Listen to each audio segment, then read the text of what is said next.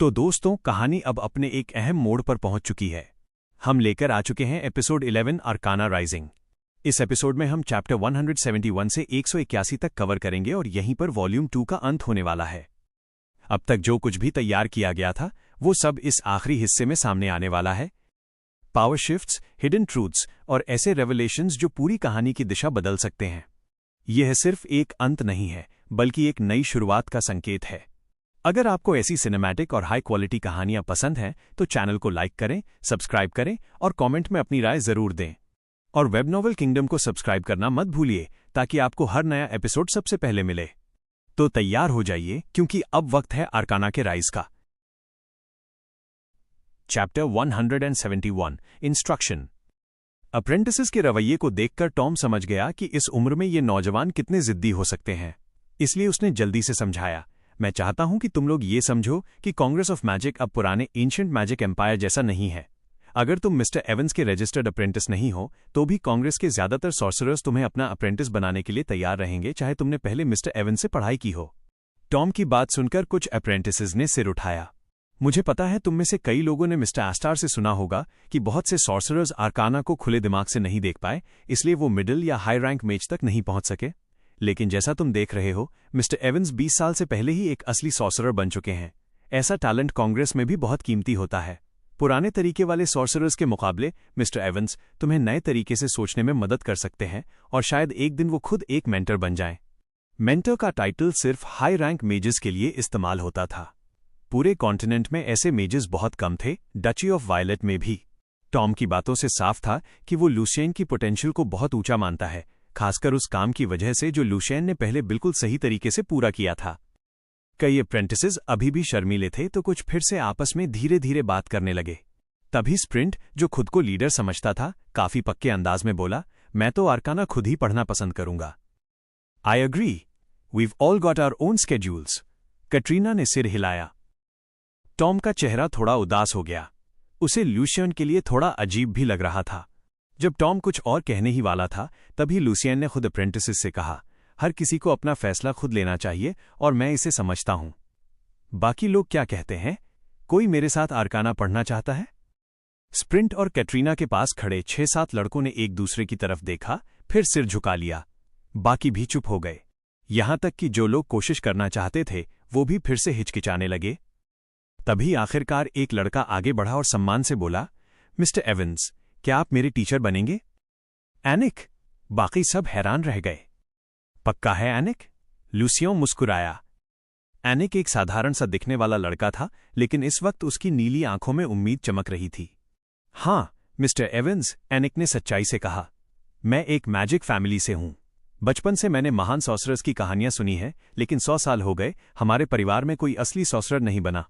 मुझे आपके टैलेंट पर भरोसा है मिस्टर एवंस। इतनी कम उम्र में आपका सॉर्सरर बनना ये दिखाता है कि आप कितने समझदार हैं।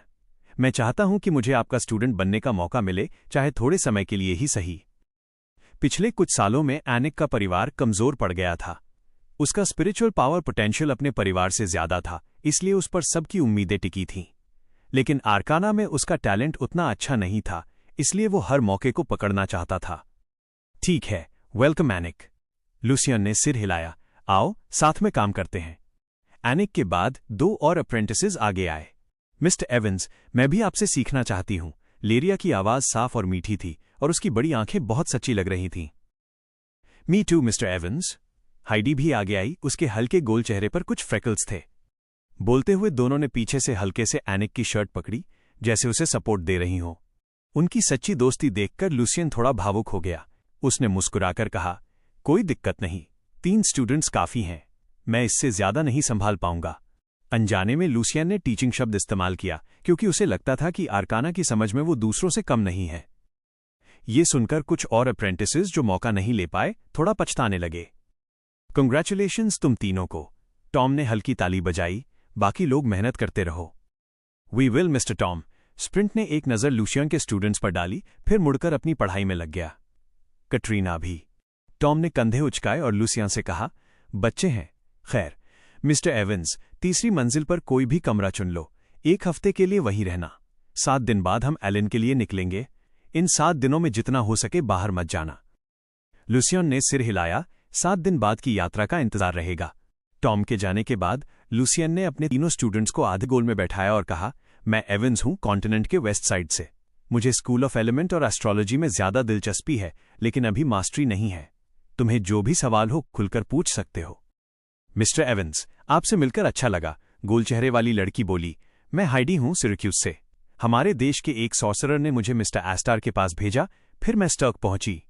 कुछ हफ्तों में ही मैं ट्रेनिंग अप्रेंटिस बन गई। अभी मैं एलिमेंट मेडिटेशन कर रही हूं, लेकिन बाकी स्कूल्स भी पढ़ रही हूं। तीनों में हाइडी सबसे ज्यादा खुलकर बोलने वाली थी और थोड़ा अपना टैलेंट दिखाने से खुद को रोक नहीं पाई। उसके बाद लेरिया ने सम्मान से कहा, मिस्टर एवंस, मैं लेरिया हूं, गुस्टा के एक साधारण परिवार से। मुझे कांग्रेस के एक जेंटलमैन ने रेकमेंड किया है, इसलिए मैं मैग्नेटिक रेजोनेंस मेडिटेशन कर रही हूं। मिस्टर एस्टार ने कहा था कि चाहे हम किसी भी स्कूल को चुनें, बेसिक आर्काना नॉलेज जरूरी है, इसलिए मैं आपकी गाइडेंस का इंतजार कर रही हूं। मैं डची ऑफ वायलेट के एक छोटे शहर से हूं, मिस्टर एवंस, एनिक ने कहा। मैं भी एस्ट्रोलॉजी और एलिमेंट पढ़ रहा हूं।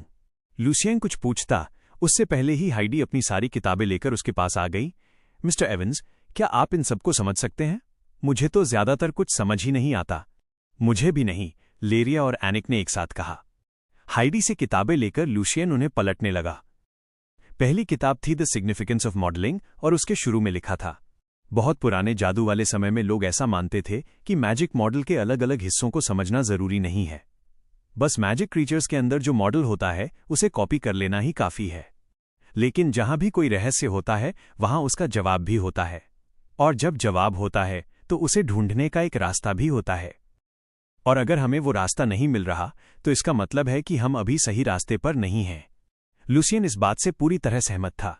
उसका मानना था कि साइंस के बेसिक प्रिंसिपल्स अर्थ और इस दुनिया दोनों में समान होने चाहिए। फर्क जरूर होंगे, लेकिन अगर कोई हिम्मत से हाइपोथेसिस बनाए और ध्यान से उन्हें वेरीफाई करे तो उन फर्कों को समझा जा सकता है। लूसियन ने फिर से किताब के पहले पेज पर देखा और वो चौंक गया। किताब के लेखक का नाम था यरोरन हैथवे, वही जिसने नताशास थंडर बनाया था। लेकिन उसके तीनों स्टूडेंट्स इंतजार कर रहे थे, इसलिए उसने इस पर ज्यादा समय नहीं लगाया। ठीक ठाक रफ्तार से उसने सारी किताबें देख लीं और उन्हें अपनी स्पिरिट लाइब्रेरी में कॉपी कर लिया। मिस्टर एवंस, आपको क्या लगता है? हाइडी और लेरिया ने एक साथ पूछा। लूसियन को लगा कि इन किताबों का असली आधार तो बेसिक साइंस है, जो जूनियर हाई या हाई स्कूल लेवल का है। उसने हल्का सा सिर हिलाया और समझाया, तुम तीनों को समझ नहीं आ रहा क्योंकि बेसिक नॉलेज की कमी है। ये किताबें दूसरी और भी बेसिक किताबों पर आधारित हैं। सबसे पहले तुम्हें बेसिक जियोमेट्री ऑफ मैजिक और कॉमन अलजेब्रा पढ़नी चाहिए। क्या वो किताबें भी मुश्किल हैं? लेरिया ने थोड़ी चिंता से पूछा। मैं तुम्हारे साथ पढ़ूंगा, लूसियन ने हौसला दिया। अगर हम एक्सरसाइजेस पर ज्यादा समय देंगे तो ये मुश्किल नहीं होंगी। एक्सरसाइजेस पर ज्यादा समय? लेरिया धीरे से बोली, थोड़ा उलझी हुई। एनिक और हाइडी भी उतने ही कंफ्यूज थे। अपने पुराने वर्ल्ड में कॉलेज एंट्रेंस एग्जाम का डर झेल चुका लूसियन तीनों को देखकर अंदर ही अंदर उनके लिए दुआ करने लगा। उन्हें अभी बिल्कुल अंदाजा नहीं था कि आगे उन्हें कितनी मेहनत करनी पड़ेगी। क्या chapter 172 study helps one progress. Mister Evans को इतना सीरियस देखकर एनिक, लेरिया और हाइडी तीनों ने सिर हिलाया। हालांकि उन्हें ठीक ठीक समझ नहीं आ रहा था कि आगे क्या होने वाला है, लेकिन उन्हें इतना जरूर महसूस हो रहा था कि कुछ आसान नहीं होने वाला। मिस्टर एवंस, क्योंकि आप पहली बार ये आर्काना की किताबें पढ़ रहे हैं तो हम आपको अभी अकेला छोड़ देते हैं ताकि आप ध्यान से पढ़ सकें। जब आपको अच्छा समझ आ जाए तब हमें डायरेक्शन दीजिए। एनिक खड़ा हुआ और विनम्रता से बोला, हम अभी मेडिटेशन प्रैक्टिस कर लेते हैं। असल में लूसियन अभी उन्हें साइंस या इस दुनिया की भाषा में आर्काना सिखा सकता था, लेकिन उसने सोचा कि सब कुछ थोड़ा नेचुरल तरीके से होना चाहिए। अगर वो बस पन्ने पलटते ही सिखाना शुरू कर देता तो वो अजीब लगता। अच्छा सुझाव है, लूसियन मुस्कुराया और सिर हिलाया। शायद कल इसी समय तक मैं सिखाना शुरू कर दूंगा। कल? इतना जल्दी? लेरिया हैरान रह गई। मैं तुम्हें वही सिखाऊंगा जो मैं तब तक समझ चुका हूंगा, लूसियन ने जवाब दिया। यही मेरा तरीका है। मैं खुद पढ़ता हूं, फिर वही नॉलेज तुम्हें देता हूं। इससे मुझ पर थोड़ा प्रेशर भी बना रहता है। ये तो बहुत अच्छा है मिस्टर एवंस, हाइडी खुशी से बोली। तीनों अप्रेंटिसेस अपने अपने कमरों में मेडिटेशन करने चले गए। लूसियन ने एक शांत कोना चुना और खुद पढ़ाई में लग गया। इस वक्त वो जो किताब पढ़ रहा था उसका नाम था math principles in the philosophy of magic. ये काफी हद तक न्यूटन की मशहूर किताब जैसी लग रही थी। उसके कंटेंट्स के हिसाब से ये किताब इस दुनिया की अलग अलग फोर्सेस को कैलकुलस की मदद से समझाने की कोशिश करती थी। फर्क बस इतना था कि यहाँ की रिसर्च का मकसद मैजिक को आगे बढ़ाना था, जैसे एस्ट्रोलॉजी स्कूल की कुछ समस्याओं को हल करना। लुसियन ने प्रेफेस खोला और लेखक के शब्द पढ़ने लगा। हम हर तरह की रिसर्च इसलिए करते हैं ताकि कुछ गहरे सवालों के जवाब ढूंढ सकें, जैसे मैं क्या हूं, दुनिया का असली रूप क्या है, ये दुनिया कहां से आई, ये सब चीजें मिलकर एक सिस्टम कैसे बनाती हैं, और मैं का इस दुनिया से क्या संबंध है। इसी वजह से मैंने इस किताब का नाम फिलॉसफी रखा है। हम दुनिया को समझने की कोशिश करते हैं, आम घटनाओं से रूल्स निकालते हैं और उन्हीं रूल्स के आधार पर मैजिक को समझते, बनाते और इस्तेमाल करते हैं। तुम्हारा दोस्त डगलस। लुसियन को बिल्कुल हैरानी नहीं हुई कि इस दुनिया में भी कैलकुलस मौजूद है। आखिर इतने जटिल मैजिक स्ट्रक्चर्स को समझने के लिए सही कैलकुलेशन जरूरी था। जब लुसियन ध्यान से पढ़ने लगा तो मेज पर रखी एक कलम अपने आप उछली और उसके दिमाग के हिसाब से कागज पर लिखने लगी। लुसियन ने महसूस किया कि उसकी पुरानी दुनिया की किताबों के मुकाबले ये किताब और भी ज्यादा क्लियर और सिस्टमैटिक थी, इसलिए समझना आसान था। समय कब निकल गया पता ही नहीं चला। जब धूप धीमी पड़ने लगी तब लुसियन को एहसास हुआ कि वो दोपहर का खाना भी भूल चुका है। ये किताब उसे इसलिए और भी रोचक लग रही थी क्योंकि ये मैजिक और दुनिया के नियमों को जोड़ने की कोशिश कर रही थी। अगर उसकी सोल की ताकत अभी थोड़ी और ज्यादा होती तो शायद वो कुछ और किताबें पढ़कर सेकंड या थर्ड सर्कल स्पेल्स का एनालिसिस भी शुरू कर सकता था। उसे फिलिपे द्वारा बताई गई बेहतर मेडिटेशन टेक्निक जल्दी सीखने की इच्छा होने लगी, जो सिर्फ हाई रैंक मेजेस के लिए थी। थोड़ा स्ट्रेच करके लुसियन खड़ा हुआ और इधर उधर देखने लगा। गुड इवनिंग मिस्टर एवंस, कुछ अप्रेंटिसेस ने सम्मान से कहा। आखिर वो एक असली सॉर्सरर था। लुसियन ने कैजुअली अपने कैलकुलेशन के ड्राफ्ट्स जला दिए और सिर हिलाकर पूछा, डिनर कहाँ मिलेगा? पहली मंजिल पर डाइनिंग हॉल में कैटरीना ने सम्मान से जवाब दिया। उसने देखा था कि मिस्टर एवंस कितनी मेहनत करते हैं और वो हमेशा मेहनती लोगों का सम्मान करती थी। वो चाहती थी कि जल्दी सॉर्सरर बने ताकि अपने परेशान माता पिता की मदद कर सके। पहली मंजिल का डाइनिंग हॉल। एवंस, मैंने तुम्हारी मेहनत के बारे में सुना है। कोई हैरानी नहीं कि तुम 20 साल से पहले ही सॉर्सरर बन गए, एस्टार ने कहा। जब तुम मिडिल रैंक मेज बन जाओगे और अगर शैडो और लाइट में अच्छी समझ दिखाओगे तो मैं तुम्हें अपना रिसर्च असिस्टेंट बनाने पर जरूर सोचूंगा। हालांकि एस्टार ये कह रहा था, लेकिन वो पूरी तरह सीरियस नहीं था। पूरे कांग्रेस में भी बहुत कम आर्कनिस्ट्स थे जो उसकी रिक्वायरमेंट्स पूरी कर सकते थे। एस्टार के पास मर्सिडीज प्लेट में रखी पैन फ्राइड फिश को बड़े ध्यान से खा रही थी। उसके गले के चारों ओर एक सफेद नैपकिन था। बीच बीच में वो हल्का म्यू करती और अपनी पूंछ से अस्तर का हाथ छूती। लुसियन मुस्कुराया और बोला, थैंक यू मिस्टर आस्टार। आर्काना अभी मेरे लिए नया है, फिलहाल मैं बस मेहनत ही कर सकता हूं। तुम्हारा एटीट्यूड अच्छा है, एस्टार ने थोड़ा गंभीर होकर कहा, लेकिन सिर्फ मेहनत से सब कुछ नहीं होता। धीरे धीरे आगे बढ़ना पड़ता है एवंस। मेरा मतलब, math principles in the philosophy of magic और कैलकुलस अभी तुम्हारे लिए ज्यादा हो सकता है। पहले कुछ बेसिक आर्काना बुक से शुरू करो और the encyclopedia of magic creatures भी पढ़ो। असल में मैंने math principles in the philosophy of magic का ज्यादातर हिस्सा पढ़ लिया है, लुसियन ने शांति से जवाब दिया। और जैसा आपने कहा, मैं बेसिक ज्योमेट्री ऑफ मैजिक और कॉमन अलजेब्रा से शुरू करूंगा ताकि कल अपने 3 अप्रेंटिसेस को सही दिशा दे सकूं। लुसियन के दिमाग में अभी भी कई सवाल थे और उसे लग रहा था कि ये सवाल इस दुनिया के सबसे बड़े रहस्यों से जुड़े हुए हैं। जब उसने पहले बेसिक ज्योमेट्री ऑफ मैजिक और कॉमन अलजेब्रा को अपनी स्पिरिट लाइब्रेरी में कंपेयर किया था तो उसे यकीन हो गया था कि ये यूक्लिडियन ज्योमेट्री, एनालिटिक ज्योमेट्री और इक्वेशंस पर ही आधारित है। फर्क बस इतना था कि यहां यूक्लिडियन ज्योमेट्री को टावर ज्योमेट्री कहा जाता था। लेकिन फिर भी उसकी समझ के हिसाब से इस दुनिया में कई चीजें समझ से बाहर थीं, जैसे सोल, स्पिरिचुअल पावर, वो गायब तारे और टाई नाम का अजीब एलिमेंट। उसे लग रहा था कि इस दुनिया की कोई बहुत छोटी या बहुत बड़ी चीज उसकी समझ से अलग है। आर्काना का लेटेस्ट इशू भी उसने अपनी स्पिरिट लाइब्रेरी में कॉपी कर लिया था। उसमें 30 आर्टिकल्स थे जिनमें ज्यादातर कॉम्प्लेक्स फंक्शन के अलग अलग इस्तेमाल पर थे, जैसे स्पिरिचुअल पावर को अलग अलग प्लेन फील्ड्स में बांटना। कुछ आर्टिकल्स नए एलिमेंट्स को स्पेक्ट्रम एनालिसिस से ढूंढने पर भी थे। साफ था कि ये टॉपिक्स आर्केनिस्ट्स के बीच काफी पॉपुलर हो रहे थे। लुसियन को पता था कि दुनिया के असली राज अभी बहुत दूर हैं, इसलिए उसने एस्टार से एक प्रैक्टिकल सवाल पूछा, मिस्टर एस्टार, क्या मैं कांग्रेस की मेडिटेशन टेक्निक पहले ही सीख सकता हूं? लुसियन खुद को जल्दी इंप्रूव करना चाहता था। एक हाई रैंक मेज होने के नाते मैं ये कर सकता हूं, एस्टार मुस्कुराया, लेकिन तुम्हें अपना पोटेंशियल दिखाना होगा ताकि मुझे लगे कि रूल्स तोड़ना सही है। आप क्या देखना चाहते हैं मिस्टर एस्टार? लुसियन ने सीधे पूछा। वो इस तरह की डील का आदी हो चुका था। मुझे पता है तुम्हारी स्पिरिचुअल पावर अच्छी है। एस्टार ने नाइफ और फॉर्क सलीके से रखे अगर तुम अप्रेंटिसेस को अच्छे से गाइड कर पाओ या खुद आर्काना में अच्छी प्रोग्रेस दिखाओ तो मैं तुम्हें ब्रुक मेडिटेशन कांग्रेस पहुंचने से पहले सिखाने पर सोच सकता हूं। मुझे यकीन है मैं कर सकता हूं, लुसियन ने आत्मविश्वास से कहा। तो करके दिखाओ, अस्तर ने सिर हिलाया। अगले दिन सुबह 10 बजे अपने कमरे में लुसियन मुस्कुराते हुए तीनों अप्रेंटिसेस से बोला, तो तुम तीनों मेरे साथ बने रहोगे? एनिक उत्साह से सिर हिलाने लगा। हाँ मिस्टर एवंस, अब बहुत बेहतर लग रहा है। मुझे भी ऐसा ही लग रहा है मिस्टर एवंस, लेरिया ने प्रशंसा भरे स्वर में कहा। आप तो जीनियस हैं। यकीन नहीं होता कि आपने कल ही आर्काना पढ़ना शुरू किया, हाइडी भी बोली।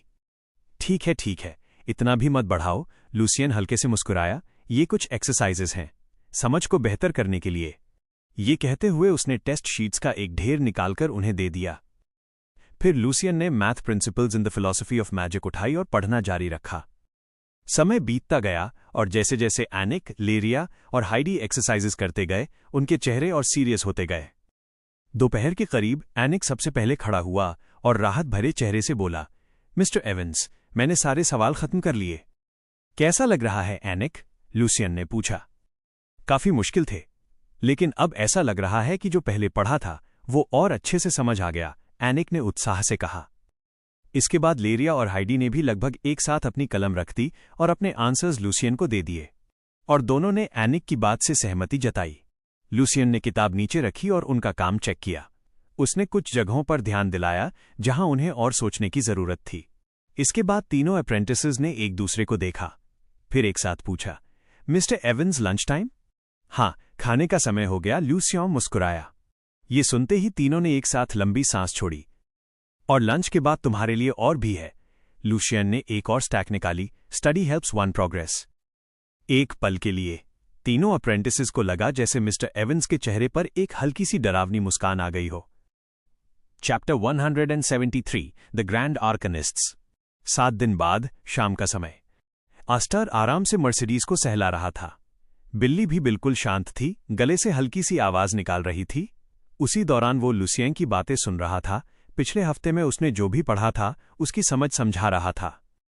जब लुसियन ने बोलना खत्म किया, अस्तर ने हल्के से ताली बजाई और सिर हिलाया। अच्छा, बहुत अच्छा एवंस, सिर्फ 7 दिनों में तुमने प्रिंसिपल्स को असली चीजों से जोड़ना शुरू कर दिया है। लॉज और मैजिक मॉडल्स के बीच का कनेक्शन समझ लिया है। ये इम्प्रेसिव है। जैसा वादा किया था, मैं तुम्हें ब्रुक मेडिटेशन दूंगा। डिनर के बाद, क्योंकि लुसियन और बाकी अप्रेंटिसेस आज रात निकलने वाले थे, एस्टार ने उससे कुछ आर्काना के सवाल पूछे। लुसियन के जवाब इतने सटीक थे कि एस्टार सच में प्रभावित हो गया। बहुत धन्यवाद मिस्टर एस्टार, लुसियन मुस्कुराया। उसने कभी अपना टैलेंट छिपाने की कोशिश नहीं की। उसे पता था कि एलन पहुंचते ही उसे और तेजी से आगे बढ़ना है। तभी एक कागज और एक क्विल हवा में उछले और एस्टार के सामने आ गए। क्विल अपने आप लिखने लगी। एस्टार बस हाथ जोड़कर बैठा रहा। कुछ ही देर में कागज भर गया और अपने आप लुसियन की तरफ चला गया। लुसियन कागज पढ़ रहा था, तभी एस्टार ने समझाना शुरू किया। Brook meditation grand arcanist mister Brook की थ्योरी ऑफ साइकिक वेव पर आधारित है और काफी इस्तेमाल में आती है। ये 2 मेडिटेशन एनवायरनमेंट्स में फिट होती है, स्टारी स्काई ऑफ डेस्टिनी जो एस्ट्रोलॉजी स्कूल से जुड़ा है और 4 एलिमेंट्स जो एलिमेंट स्कूल से। अभी के लिए ये तुम्हारी सोल को मजबूत करेगी और स्पिरिचुअल पावर बढ़ाएगी, लेकिन बाद में तुम्हें फिर से दूसरी टेक्निक लेनी पड़ेगी। ब्रुक मेडिटेशन का कोर आइडिया साइकिक वेव से जुड़ा था। अगर ये सच में एस्टार और फिलिपे के बताए अनुसार काम करता तो लुसियन 1-2 महीने में सेकंड सर्कल स्पेल्स को एनालाइज और कॉन्स्ट्रक्ट करने लायक हो सकता था। लुसियन ने कागज जला दिया और ईमानदारी से पूछा, मिस्टर एस्टार, क्योंकि हम आज रात एलन जा रहे हैं, मेरे कुछ सवाल हैं। कांग्रेस के बारे में जानना चाहते हो एवंस? एस्टार मुस्कुराया। जी मिस्टर एस्टार, अनजानी चीज हमेशा डरावनी होती है। मैं कांग्रेस का नया मेंबर बनने वाला हूं, तो मैं जानना चाहता हूं कि आर्कनिस्ट और सॉर्सरर में फर्क क्या है, कितनी ऑर्गेनाइजेशंस हैं और कितने लेजेंडरी सॉर्सरर्स और ग्रैंड आर्कनिस्ट्स हैं? लुसियन ने उत्साह से पूछा। वो काफी समय से ये सब सोच रहा था। एस्टार थोड़ा हैरान हुआ। जिस सॉर्सरर ने तुम्हें यहां भेजा, उसने कुछ नहीं बताया? ज्यादा नहीं। लुसियन को खुद भी नहीं पता था कि फिलिपे को वो अपना रेफरर माने या नहीं। ठीक है, जब से कांग्रेस के प्रेसिडेंट ने आर्काना का कॉन्सेप्ट दिया, तब से आर्काना के लेवल्स बने लेवल 1 से लेकर 9 तक। आगे बढ़ने के लिए रिसर्च पब्लिश करनी पड़ती है, साइटेशंस मिलने चाहिए, या नए स्पेल्स और पोशंस बनाने पड़ते हैं ताकि आर्काना क्रेडिट्स मिले। लुसियन ने सिर हिलाया। क्रेडिट्स देना बहुत सख्त है और रिसर्च आसान नहीं होती। इसलिए ज्यादातर केसेस में सॉर्सरर का मैजिक लेवल उसके आर्काना लेवल से ज्यादा होता है। दिखने में आर्काना लेवल उतना खास नहीं लगता, लेकिन लंबे समय में वही तय करता है कि कोई कितनी दूर जाएगा। जैसे मेरा आर्काना लेवल 5 है, इसका मतलब मैं अभी आर्चमेज बनने लायक नॉलेज तक नहीं पहुंचा, इसलिए अभी भी सीनियर रैंक मेज हूं। समझ गया। लूसियन ध्यान से सुन रहा था। इसीलिए कांग्रेस में आर्काना लेवल को ज्यादा इज्जत मिलती है। एस्टार पीछे झुक गया। और जिनका मैजिक लेवल तो हाई है लेकिन आर्काना लेवल लो, उन्हें कोई खास सम्मान नहीं मिलता। तो अगर किसी का आर्काना लेवल 9 से ऊपर हो जाए तो वो ग्रैंड आर्कनिस्ट बन जाता है? लूसियन ने उत्सुकता से पूछा। ऐसे कितने लोग हैं? ग्रैंड आर्कनिस्ट एक सम्मान का टाइटल है, एस्टार बोला। सिर्फ वही लोग इसे पाते हैं जो मैजिक रिसर्च में बड़ा योगदान देते हैं। ज्यादातर ग्रैंड आर्कनिस्ट्स पहले से लेजेंडरी आर्चमेजेस होते हैं या उसके बहुत करीब। कांग्रेस का पूरा सपोर्ट मिलने के बाद तो वो जल्दी उस लेवल पर पहुंच जाते हैं। इसलिए हम कह सकते हैं कि ग्रैंड आर्कनिस्ट होना लेजेंडरी आर्चमेज के बराबर है। लूसियन की आंखों में सम्मान और जिज्ञासा दोनों थे। अभी पूरे कांग्रेस में सिर्फ 7 लोग हैं जिन्हें ग्रैंड आर्कनिस्ट कहा जाता है। एस्टार मुस्कुराया। कौन कौन? लूसियन थोड़ा उत्साहित हो गया। एस्टार ने उंगलियां मोड़कर गिनना शुरू किया। मिस्टर डेरिक डगलस आर्काना और मॉडर्न मैजिक सिस्टम के फाउंडर, कैलकुलस के को फाउंडर, कांग्रेस के president, emperor of Arcana the selected, Mister Edwin Brook school of electromagnetics के फाउंडर, फील्ड कॉन्सेप्ट के definer, the poem of the goddess. Ancient magic empire में magic की essence को goddess माना जाता था। डगलस और ब्रुक दोनों दुनिया के सबसे ताकतवर लोग हैं, अस्तर ने कहा। इनकी ताकत दुनिया की दिशा बदल सकती है। बस पोप उनसे थोड़ा ऊपर है क्योंकि वो गॉड की शक्ति उधार ले सकता है। उसने चाय की एक घूंट ली और आगे बोला, the hand of annihilation, Oliver Constantine, जिसने 4 मेन एलिमेंट्स को फिर से डिफाइन किया और उन्हें फोर्स फील्ड और इलेक्ट्रोमैग्नेटिक मैजिक से जोड़ा। Miss Yaroran Hathaway Hoffenberg, calculus की को फाउंडर, लॉर्ड ऑफ एलिमेंट्स, जिसने एलिमेंट्स को कैटेगराइज किया, एलिमेंट मैजिक को समझाया और 17 रेयर एलिमेंट्स खोजे। Mister Fernando Hudson, thermodynamics school के founder, lord of storm. Miss Helen Price, energy conservation law की खोज करने वाली, कैलकुलस को बढ़ावा देने वाली, विच ऑफ आइसलैंड।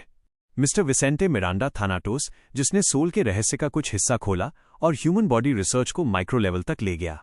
ये थे कांग्रेस के 7 ग्रैंड आर्कनिस्ट्स। और साथ ही ये लोग उन 18 लेजेंडरी आर्चमेजेस में सबसे ताकतवर भी हैं। एस्टार ने कहा, लगता है कि लेजेंडरी आर्चमेज बनना ग्रैंड आर्कनिस्ट बनने की शर्त बन चुका है। सिर्फ 18 लेजेंडरी आर्चमेजेस? लूसियन धीरे से बोला। एस्टार हंस पड़ा। सिर्फ 18? साउथ चर्च में भी सिर्फ 19 लेजेंडरी कास्टर्स हैं और वो इस दुनिया की सबसे ताकतवर ऑर्गेनाइजेशन है। कुछ लेजेंडरी आर्चमेजेस ऐसे भी हैं जो हमारी कांग्रेस में शामिल नहीं हुए क्योंकि वो अपने पुराने ट्रेडिशंस को मानते हैं। लगता है मैं काफी अनजान हूं। लूसियन हल्का मुस्कुराया। तो क्या यही 18 लोग कांग्रेस को चलाते हैं? पूरी तरह नहीं, एस्टार ने सिर हिलाया। 7 ग्रैंड आर्कनिस्ट्स, 11 लेजेंडरी आर्चमेजेस और 6 9th सर्कल आर्चमेजेस जिनका आर्काना लेवल हाई है, ये मिलकर हाईएस्ट काउंसिल बनाते हैं और सारे बड़े फैसले लेते हैं। वहीं आ रहा हूं, एस्टार मुस्कुराया। 8 ट्रेडिशनल स्कूल्स हैं, force field, element, necromancy, summoning, alchemy, astrology, illusion और ट्रांसफॉर्मेशन। अब कुछ नए भी हैं, इलेक्ट्रोमैग्नेटिक्स, थर्मोडायनामिक्स और लाइट डार्कनेस। सीनियर रैंक से पहले तुम सब कुछ सीख सकते हो, लेकिन उसके बाद नॉलेज इतना बढ़ जाता है कि ज्यादातर लोग 2-3 स्कूल्स पर फोकस करते हैं। मेरा सुझाव है, सीनियर रैंक से पहले अपना फोकस तय कर लो। बहुत धन्यवाद मिस्टर एस्टार, लूसियन ने विनम्रता से कहा। वो सब कुछ सीखना चाहता था, लेकिन उसे पता था कि एक अनुभवी मेज की सलाह जरूरी होती है। एस्टार कांग्रेस के बारे में बताते रहा जब तक रात काफी देर नहीं हो गई। फिर उसने घड़ी देखी और बोला, कांग्रेस में बहुत सारे ग्रुप्स हैं, बड़े छोटे, फॉर्मल और इनफॉर्मल। कुछ बड़े ग्रुप्स हैं, the royal magic academies, family of sorcerer, tower, the will of elements, the hand of paleness, the cabin of Palmera और मून सॉन्ग लीग। इन सब के पास अलग अलग लेजेंडरी क्लासेस तक पहुंचने के राइट्स होते हैं। कुछ तो सीक्रेट भी हैं जिन्हें कांग्रेस भी पूरी तरह नहीं जानता। लेकिन याद रखना एवंस, कांग्रेस के साथ रहो और अपनी पढ़ाई पर ध्यान दो। एस्टार साफ तौर पर कांग्रेस के पक्ष में था। मैं ऐसा ही करूंगा, लूसियन मुस्कुराया। मुझे भी बेकार की परेशानी पसंद नहीं है। अच्छा है, अस्तर ने सिर हिलाया। अब तुम्हें आज रात की यात्रा की तैयारी करनी चाहिए। टॉम तुम्हें और बाकी अप्रेंटिसेस को लेकर कांग्रेस जाएगा। वहां पहुंचकर तुम पैसे से जर्नल्स, मटेरियल्स और स्पेल्स खरीद सकते हो, लेकिन खास चीजों के लिए आर्काना पॉइंट्स चाहिए होंगे जो आर्काना क्रेडिट्स के साथ मिलते हैं। या इन्फॉर्मेशन, मैजिक आइटम्स बेचकर या कांग्रेस के टास्क्स पूरे करके। लूसियन के होंठ हल्के से मुड़े। वर्चुअल करेंसी, उसने मन ही मन सोचा। फिर उसने आस्टार को झुककर धन्यवाद दिया। Thank you for your explanation mister Astar. अब मैं जाकर देखता हूं कि मेरे तीनों अप्रेंटिसेस कैसे कर रहे हैं। निकलने से पहले चैप्टर 174 बोर्डिंग। जादुई चांदी के लैम्पशेड से निकलती मोमबत्ती की रोशनी पूरे कमरे को चमका रही थी और तीनों अप्रेंटिसेस अभी भी अपने अभ्यास में लगे हुए थे, अप्रेंटिस स्पेल एसिड स्प्लैश पर काम करते हुए। इस स्पेल को अच्छे से समझकर वे एलिमेंट्स के सिंबल्स को बेहतर तरीके से जान पाते और जियोमेट्री के बेसिक इस्तेमाल की प्रैक्टिस भी कर रहे थे। तीनों किशोर थोड़े थके हुए लग रहे थे, लेकिन फिर भी पूरी लगन से काम कर रहे थे। तभी दरवाजे पर दस्तक हुई। एनिक अचानक सीधा खड़ा हो गया और थोड़ा घबराकर इधर उधर देखने लगा। क्या वो मिस्टर एवंस हैं? लेरिया ने थोड़ा चिंतित होकर पूछा। लेरिया और हाइडी दोनों ने अपने क्विल्स नीचे रख दिए। इन 7 दिनों में लूसियन ने उन्हें हर दिन एक्सरसाइजेज और कास्टिंग की प्रैक्टिस करवाकर लगभग तोड़ ही दिया था। अब तो बस उसके कदमों की आहट सुनकर ही तीनों के अंदर घबराहट होने लगती थी। लेकिन साथ ही उन्होंने अपनी जबरदस्त प्रगति भी देखी थी। मुश्किल स्पेल्स को बार बार सफलतापूर्वक कास्ट करना, ये एहसास बहुत ही रोमांचक और हौसला बढ़ाने वाला था। नहीं, मिस्टर एवंस तो सीधे अंदर आ जाते हैं, एनिक ने सिर हिलाया। मैं देखता हूं। खड़े होते ही एनिक को हल्का सा चक्कर आया और उसने देखा कि बाहर तो अंधेरा हो चुका था। दरवाजा खोलते ही वो चौंक गया। बाहर स्प्रिंट खड़ा था और उसके साथ कैटरीना भी थी। हाय। एनिक को समझ नहीं आया कि वे दोनों क्यों आए हैं, इसलिए थोड़ा हिचकिचाते हुए बोला, मैं आपकी किसी तरह मदद कर सकता हूं? हालांकि एनिक मानना नहीं चाहता था, लेकिन जब भी वो स्प्रिंट और कैटरीना को आसानी से स्पेल्स कास्ट करते देखता तो मन ही मन उनकी तारीफ करता। उसे ये भी मानना पड़ता था कि वे दोनों उससे ज्यादा तेज थे, उनकी फ्लुएंसी और मास्टरी में उन्हें ज्यादा मेहनत भी नहीं करनी पड़ती थी। क्या? ये क्या बोल रहे हो एनिक? स्प्रिंट हैरान भी था और थोड़ा मजे भी ले रहा था। इतनी एक्सरसाइजेज ने दिमाग खराब कर दिया क्या? आज रात हम कांग्रेस के लिए निकल रहे हैं। क्या? रुको, आज ही जाना है? एनिक पूरी तरह चौंक गया। पहली एक्सरसाइज, दूसरी। हाइडी ने जल्दी जल्दी अपने सामने रखी शीट्स गिननी शुरू की, फिर अचानक सिर उठाकर बोली, ओह हाँ, आज ही जाना है। मुझे यकीन नहीं हो रहा, मैं ये भूल गई। मुझे भी नहीं, लेरिया ने सहमति में कहा। उसका चेहरा थकान से थोड़ा पीला पड़ गया था। एनिक, हाइडी, लेरिया, जरा खुद को देखो, कैटरीना ने गर्व और थोड़ी सहानुभूति के साथ कहा। आर्काना मिस्टर एवंस के लिए भी नया है। अगर वो सही रास्ते पर नहीं है तो तुम्हें उन्हें बताना चाहिए। ऐसे खुद को तंग मत होने दो। तुम लोग कोई प्रोग्रेस भी कर रहे हो? सच कहूं, मुझे तो कुछ दिख नहीं रहा, स्प्रिंट ने घमंड से कहा। मैं तुमसे सहमत नहीं हूं, स्प्रिंट, लेरिया ने सिर हिलाया। अगर 7 दिन पहले कोई मुझसे पूछता कि आर्काना क्या है तो मुझे कुछ नहीं पता होता, लेकिन अब लगता है कि मैं सही रास्ते पर हूं। बिल्कुल। मिस्टर एवंस एक असली सॉर्सरर हैं और उन्हें पता है वो क्या कर रहे हैं। हमने काफी प्रगति की है, एनिक ने भी सिर हिलाया। ओह सच में? स्प्रिंट ने तिरस्कार से हंसी उड़ाई। सच में, स्प्रिंट, तुमने खुद देखा था प्रैक्टिस रूम में, हाइडी ने गंभीरता से कहा। हमारे स्पेल्स, हमारी प्रोग्रेस, ये सब मिस्टर एवंस की वजह से है। तीनों के मन में एक ही बात थी, मिस्टर एवंस के लिए उनके मन में बहुत सम्मान था। बस अगर काम थोड़ा कम होता तो सब परफेक्ट होता। जिद्दी हो तुम लोग, स्प्रिंट मुड़ गया। ठीक है, ऐसे ही परेशान होते रहो। ठीक 10 बजे स्टडी में मिलते हैं, वहीं से साथ निकलेंगे, कैटरीना ने याद दिलाया। थोड़ा पीछे रह गए हो तो कोई बात नहीं। कांग्रेस पहुंचने के बाद तुम्हें प्रॉपर स्कूल्स में आर्काना और मैजिक की पढ़ाई कराई जाएगी। इतना कहकर कैटरीना और स्प्रिंट दोनों चले गए। ये लोग हमारी बात मानते ही नहीं, हाइडी ने शिकायत की। कोई बात नहीं, एक दिन उन्हें खुद समझ आ जाएगा, एनिक ने अपने दोस्तों को हौसला दिया। अब गुस्सा करने का समय नहीं है, हमें जाने से पहले बाकी एक्सरसाइजेस खत्म करनी है। लेरिया और हाइडी दोनों सीधी बैठ गईं। चलो करते हैं। जब एनिक पूरी तरह अपने काम में डूबा हुआ था, तभी किसी ने हल्के से उसके कंधे पर हाथ रखा। लूसियन अप्रेंटिसेस को देखने आने से पहले अपने कमरे में थोड़ी देर ब्रुक मेडिटेशन की प्रैक्टिस कर रहा था। ब्रुक मेडिटेशन का मूल विचार था स्पिरिचुअल पावर की एक खास वाइब्रेशन फ्रीक्वेंसी को महसूस करना। इसका किसी खास जगह या माहौल से ज्यादा लेना देना नहीं था, इसलिए इसे दूसरे मेडिटेशन तरीकों के साथ भी इस्तेमाल किया जा सकता था, जैसे लूशियन की एस्ट्रोलॉजी मेडिटेशन और एलिमेंट मेडिटेशन। थोड़ी ही प्रैक्टिस के बाद लूशियन ने महसूस किया कि ब्रुक मेडिटेशन पुराने तरीकों से कम 10 गुना ज्यादा असरदार है। उसे पूरा भरोसा था कि अगर वो इसे जारी रखे तो जल्द ही वो सेकंड सर्कल सॉर्सरर बनने के लिए जरूरी स्पिरिचुअल पावर और सोल स्ट्रेंथ हासिल कर लेगा। मिस्टर एवंस, एनिक थोड़ा घबराया हुआ था। बस, लगभग खत्म हो गया है। मेरे भी कुछ पेजेस बाकी हैं, लेरिया ने भी नर्वस होकर कहा। लुसियन का मूड इस वक्त काफी अच्छा था, इसलिए उसने हाथ हिलाकर मुस्कुराते हुए कहा, कोई बात नहीं, मुझे पता है तुम तीनों मेहनत कर रहे हो। आज रात हम निकल रहे हैं तो एक्सरसाइजेस कल रात तक जमा कर देना। वाह, हाइडी खुशी से मुस्कुराई। एनिक और लेरिया के चेहरे पर भी राहत साफ दिख रही थी। अभी 10 बजने में आधा घंटा है, चलो थोड़ी बात करते हैं। लुसियन सोफे पर बैठ गया। ईमानदारी से बताओ, क्या एक्सरसाइजेस बहुत ज्यादा लग रहे हैं? थकान तो होती है, लेकिन ये सब करना सही है, एनिक ने तुरंत जवाब दिया। उसे अपनी प्रगति साफ दिख रही थी। इतना भी बुरा नहीं है, हमें मेहनत करनी होगी तभी अरकाना की मजबूत नींव बनेगी। लेरिया हल्का शर्माते हुए बोली, लेकिन अगर काम थोड़ा कम हो जाए तो? हाँ, थोड़ा कम हो जाए तो हम और खुश होंगे। हाइडी ने बात पूरी की। शुरुआत हमेशा सबसे मुश्किल होती है, आगे चलकर प्रैक्टिस ज्यादा होगी और एक्सरसाइजेस कम। लुसियन मुस्कुराया, और जब तुम असली सॉर्सरर्स बनोगे तब समझोगे कि अभी जो सीख रहे हो वो उतना मुश्किल नहीं है। सच में? हाइडी ने चिंता से पूछा। मैं तो अभी से पूरी कोशिश कर रही हूं। मुझे ऐसा ही लगता है, और ज्ञान हमेशा आगे बढ़ता रहता है।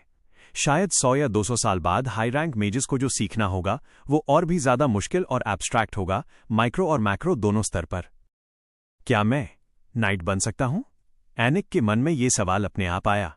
लेरिया और हाइडी के मन में भी कुछ ऐसा ही चल रहा था। लुसियन ने मजाक में एनिक के पतले शरीर को देखा और सिर हिलाया। शायद नहीं। तीनों हंस पड़े, एनिक भी। हमें अपने मैजिक पाथ पर ही ध्यान देना चाहिए, हाइडी ने कहा। तुम जानते हो ना होम में असली सॉर्सरर्स कितने अमीर और ताकतवर होते हैं। ठीक है, लुसियन ने मुस्कुराते हुए बीच में कहा। लगभग 10 बज गए हैं, चलो स्टडी में चलते हैं। अंधेरे में 2 नुकीली नावें कैनाल में धीरे धीरे आगे बढ़ रही थीं वॉफ की ओर। वहां पहुंचकर वे नावें समुद्र की तरफ निकल गईं। कुछ ही देर में अंधेरे के बीच एक 3 मस्तूल वाली सेलबोट दिखाई दी। टॉम ने लुसियन की तरफ मुड़कर गंभीर आवाज में कहा, यह सफर आसान नहीं होगा। हमारे बीच जो गद्दार था उसकी वजह से हमारी कई सीक्रेट रूट्स चर्च को पता चल गई हैं। अब हमें बैकअप प्लान पर निर्भर रहना पड़ेगा। चर्च अभी क्या कर रहा है और हमारा बैकअप प्लान क्या है? लुसियन ने पूछा। उसे पूरी स्थिति समझनी थी। डिवाइन एयरशिप्स आसमान में चर्च की एयरशिप्स गश्त कर रही हैं, टॉम ने जल्दी बताया। समुद्र में सेंट हेलमेट नाइट्स का फ्लीट है, और समुद्र के नीचे क्यूओटोन्स हैं जिन्होंने अपना धर्म बदलकर चर्च की सेवा करनी शुरू कर दी है। हमने कुछ क्यूओटोन्स को खरीदा था, लेकिन अब तक शायद उन्हें जला दिया गया होगा। मतलब हर तरफ से घिर चुके हैं। लुसियन धीरे से बोला, अच्छा है, इस दुनिया में अभी रेडार नहीं है, अब क्या करेंगे? टॉम ने सामने खड़ी उस 3 मस्तूल वाली सेलबोट की ओर इशारा किया। वो जहाज विस्काउंट राइट का है। हमारा उसके साथ अच्छा व्यापारिक रिश्ता है, हम उसी के कैबिन में जाएंगे। क्या वो जहाज सुरक्षित है? लुसियन ने पूछा। कोई नाइट या पास्टर उस गंदे कैबिन में नीचे जाकर हर बदबूदार सेलर और स्लेव को चेक नहीं करेगा, टॉम ने कहा। अगर हम सावधानी से रहें तो सुरक्षित रहेंगे, और मैं तुम्हें खाना पानी भी देता रहूंगा। Chapter 175 departure. समुद्र के बीच खड़ा वो 3 मस्तूल वाला जहाज अंधेरे में छुपे किसी दानव जैसा लग रहा था। जैसे ही दोनों नुकीली नावें उसके पास आकर रुकीं, डेक से चुपचाप 2 रस्सी की सीढ़ियां नीचे गिरा दी गईं। शांत रहो, टॉम ने धीरे से अप्रेंटिसेस से कहा। वे अभी भी किशोर ही थे, और इस पल अचानक उनके अंदर घबराहट भर गई। उन्हें अच्छी तरह पता था आगे जो उनका इंतजार कर रहा है वो या तो उनका सपना होगा या फांसी का फंदा। फिर टॉम ने लुसियन की ओर मुड़कर कहा, मुझे पहले जहाज पर चढ़कर देखना होगा। जब मैं पक्का कर लूं कि सब सुरक्षित है, तब तुम इन्हें ऊपर भेजना। ठीक है, कोई दिक्कत नहीं, लुसियन ने सिर हिलाया। सावधान रहना। टॉम, जो एक लेवल 2 नाइट था, ने लुसियन के कंधे पर हाथ रखा, फिर सीढ़ी पकड़कर परछाई की तरह तेजी से ऊपर चढ़ गया। नीचे नावों में कोई एक शब्द भी नहीं बोला। सब बस चुपचाप टॉम के इशारे का इंतजार कर रहे थे। थोड़ी देर बाद टॉम ने ऊपर से एक सफेद रुमाल लुसियन वाली नाव पर गिराया। वही उनका तय किया हुआ संकेत था, सब सुरक्षित है। स्प्रिंग कैटरीना, तुम दोनों पहले जाओ, लुसियन ने शांत आवाज में कहा। एक सॉर्सरर की मौजूदगी ने अप्रेंटिसेस को थोड़ा संभाल लिया था। एक एक करके वे चुपचाप ऊपर चढ़ने लगे। अब ओइमोस और हाइडी, लुसियन ने मुड़कर कहा। उसने सुना था कि भूरे बालों वाला ओइमोस स्पिरिचुअल पावर में काफी तेज है, लेकिन उसकी चुप रहने की आदत की वजह से लुशियन ने उस पर ज्यादा ध्यान नहीं दिया था। ऑयमोस जल्दी और स्थिर तरीके से सीढ़ी चढ़ने लगा, लेकिन हाइडी को थोड़ी परेशानी हो रही थी। तेज समुद्री हवा उसकी सीढ़ी को बुरी तरह हिला रही थी। वो न ऊपर देखने की हिम्मत कर पा रही थी, न नीचे। उसे लग रहा था जैसे नीचे का समुद्र गरजते हुए उसे निगल जाएगा। उसका मन चिल्लाने का कर रहा था, लेकिन आवाज ही नहीं निकल रही थी। लुसियन बस देख रहा था। वो चाहता था कि हाइडी खुद इस डर का सामना करे और इसे पार करे। टॉम के निर्देश के अनुसार जो भी ऊपर पहुंच रहा था वो तुरंत छिप जाता। आखिरकार जब हाइडी डेक पर पहुंची तो वो पूरी तरह थक चुकी थी, लेकिन जो अभी हुआ था उसे याद करके उसके दिल में गर्व और हिम्मत भर गई। जब सभी अप्रेंटिसेस चढ़ गए, लुसियन ने अपने बाएं हाथ में काला सूटकेस उठाया और दाएं हाथ से सीढ़ी पकड़कर तेजी से ऊपर चढ़ गया। अच्छा काम किया एवंस, टॉम और एक काले रंग का सेलर उसके पास आए। लुसियन ने हल्का सा सिर हिलाया और उनके पीछे पीछे जहाज के नीचे बने कैबिन्स की तरफ चला गया। सीढ़ियां उतरते ही पसीने और कई तरह की बदबू का तेज झोंका लुसियन पर पड़ा। नीचे बहुत अंधेरा था और रोशनी सिर्फ उस मोमबत्ती से आ रही थी जो सेलर के हाथ में थी। उसी वक्त कोने से 2 और सेलर्स उनकी तरफ आते दिखे। सभी अप्रेंटिसेस, यहां तक कि लुसियन भी एकदम सतर्क हो गए। जैसे ही लुशियन चार्म पर्सन कास्ट करने वाला था, चाहे जहाज पर लगे डिवाइन डिटेक्शन सर्कल्स का खतरा क्यों ना हो, तभी वो दोनों सेलर्स पास आए और टॉम को देखकर सिर हिलाया। सब ठीक है? टॉम ने पूछा। हाँ, हमेशा की तरह, दोनों ने रास्ता देते हुए कहा। लुसियन और बाकी अप्रेंटिसेस की उलझन देखकर टॉम हल्के से मुस्कुराया और धीमी आवाज में बोला, मैं यहां बोट्सवेन हूं। अब तो सब और भी हैरान हो गए। विस्काउंट राइट के जहाज पर बहुत से डिवाइन सर्कल्स हैं और पास्टर्स भी, टॉम ने समझाया। अगर मुझे यहां की पूरी जानकारी न होती तो मैं तुम्हें अंदर कैसे लाता और खाना पानी कैसे देता। ये सफर लगभग 1 महीने का है। जिस स्टॉर्म स्ट्रेट को उन्हें पार करना था वो बहुत चौड़ा नहीं था, लेकिन लगातार गरजते बादल, बिजली, तेज हवाएं और ऊंची लहरें, ये सब जहाज की रफ्तार रोक देते थे। कई बार तो जहाज को रुककर सही मौसम का इंतजार करना पड़ता था। कई सॉर्सरर्स ने ये जानने की कोशिश की थी कि वहां इतनी बिजली और तूफान क्यों रहता है, लेकिन अभी तक कोई जवाब नहीं मिला। ये सुनकर लुसियन समझ गया कि स्टर्क के लेबर मार्केट को संभालने वाला ग्रानुव किस हद तक विस्काउंट राइट के व्यापारी जहाजों में घुस चुका है। वह सोचने लगा, क्या खुद विस्काउंट, जो एक ग्रैंड नाइट है, इस सबसे वाकिफ है? टॉम के पीछे पीछे चलते हुए वे सब जहाज के कार्गो हिस्से में पहुंचे, जो नीचे से दूसरा तल था और हर तरह की बदबू से भरा हुआ था। लेकिन एक छिपे हुए कोने में छोटी छोटी और तंग कैबिन्स की एक लाइन थी। देखने से लग रहा था कि ये इंसानों के रहने के लिए नहीं बनाई गई थीं, लेकिन अब इन्हें साफ रखा गया था और अंदर हैमॉक्स भी लगे हुए थे। 2 अप्रेंटिसेस एक कैबिन में रहेंगे। मिस्टर एवंस का अपना अलग कैबिन होगा, टॉम ने व्यवस्था करते हुए कहा। इस सफर के दौरान तुम लोग इस तल से बाहर नहीं जाओगे। कोई मैजिक नहीं, सिर्फ मेडिटेशन की अनुमति है। अगर यहां घूमना पड़े तो सावधान रहना, कभी कभी सेलर्स नीचे आकर सामान चेक करते हैं। होम पहुंचने पर ये सारी तकलीफ काम आएगी। टॉम के जाने के बाद अप्रेंटिसेस मोमबत्तियां लेकर अपने अपने कैबिन्स में चले गए। लेरिया और हाइडी एक साथ थे। जैसे ही उन्होंने दरवाजा खोला, दोनों ने उत्साहित नजरों से एक दूसरे को देखा। तभी उन्होंने एनिक को पास से गुजरते देखा। हे एनिक, सुना ना, जहाज पर मैजिक इस्तेमाल नहीं कर सकते? हाइडी ने उत्साह से पूछा। हाँ बिल्कुल, एनिक ने सिर हिलाया। हमें ये याद रखना होगा, वरना बड़ी मुसीबत होगी। मेरा मतलब, अब हमें लगातार कास्टिंग प्रैक्टिस से थोड़ी छुट्टी मिल जाएगी। हाइडी ने खुश होकर भौं उठाई। और देर तक सो सकते हैं, लेरिया ने खुशी जताई। हमें फिर भी प्रैक्टिस करनी चाहिए, एनिक ने कहा, लेकिन उसके चेहरे पर भी मुस्कान थी। क्या बातें हो रही हैं यहां? एक जानी पहचानी शांत आवाज आई। कुछ नहीं, मिस्टर एवंस। अप्रेंटिसेस तुरंत सीधा होकर झुक गए, लेकिन चेहरे पर मुस्कान बनी रही। लुसियन ने सिर हिलाया। जब हम कास्टिंग प्रैक्टिस नहीं कर सकते तो एक्सरसाइजेस करेंगे। कल दोपहर अर्काना और मैजिक बेसिक्स। क्या? तीनों के चेहरों से मुस्कान एक ही पल में गायब हो गई। हालांकि लुसियन जहाज पर भी उन्हें सिखाने का सोच रहा था, लेकिन हकीकत ने उसकी सारी योजना बिगाड़ दी। जैसे ही जहाज वॉफ से निकलकर बाकी जहाजों के साथ स्टॉर्म स्ट्रेट की ओर बढ़ा, लेरिया और हाइडी को भयानक सी सिकनेस होने लगी और स्ट्रेट में पहुंचते ही हालत और खराब हो गई।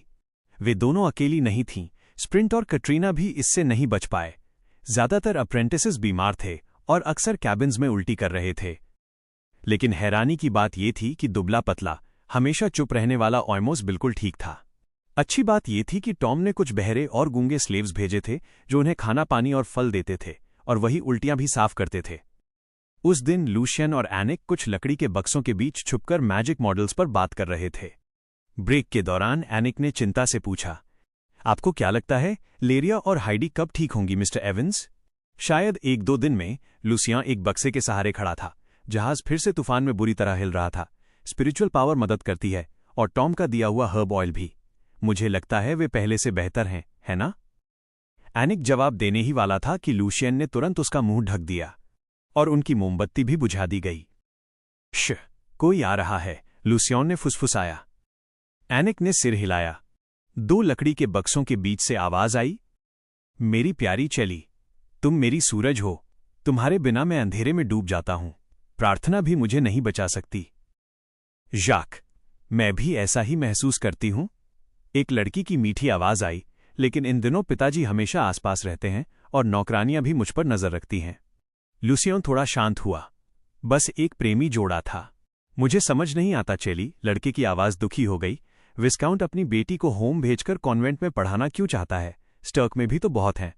वाइकाउंट राइट, क्या वो इसी जहाज पर है? लूसियन के मन में सवाल उठा। उसी वक्त बाहर फिर से डरावनी गरज गूंज उठी। Chapter 176 in the storm. मुझे भी नहीं पता, चेली ने कहा, लेकिन जाक, मुझे यकीन है पिताजी ये सब मेरी भलाई के लिए ही कर रहे हैं।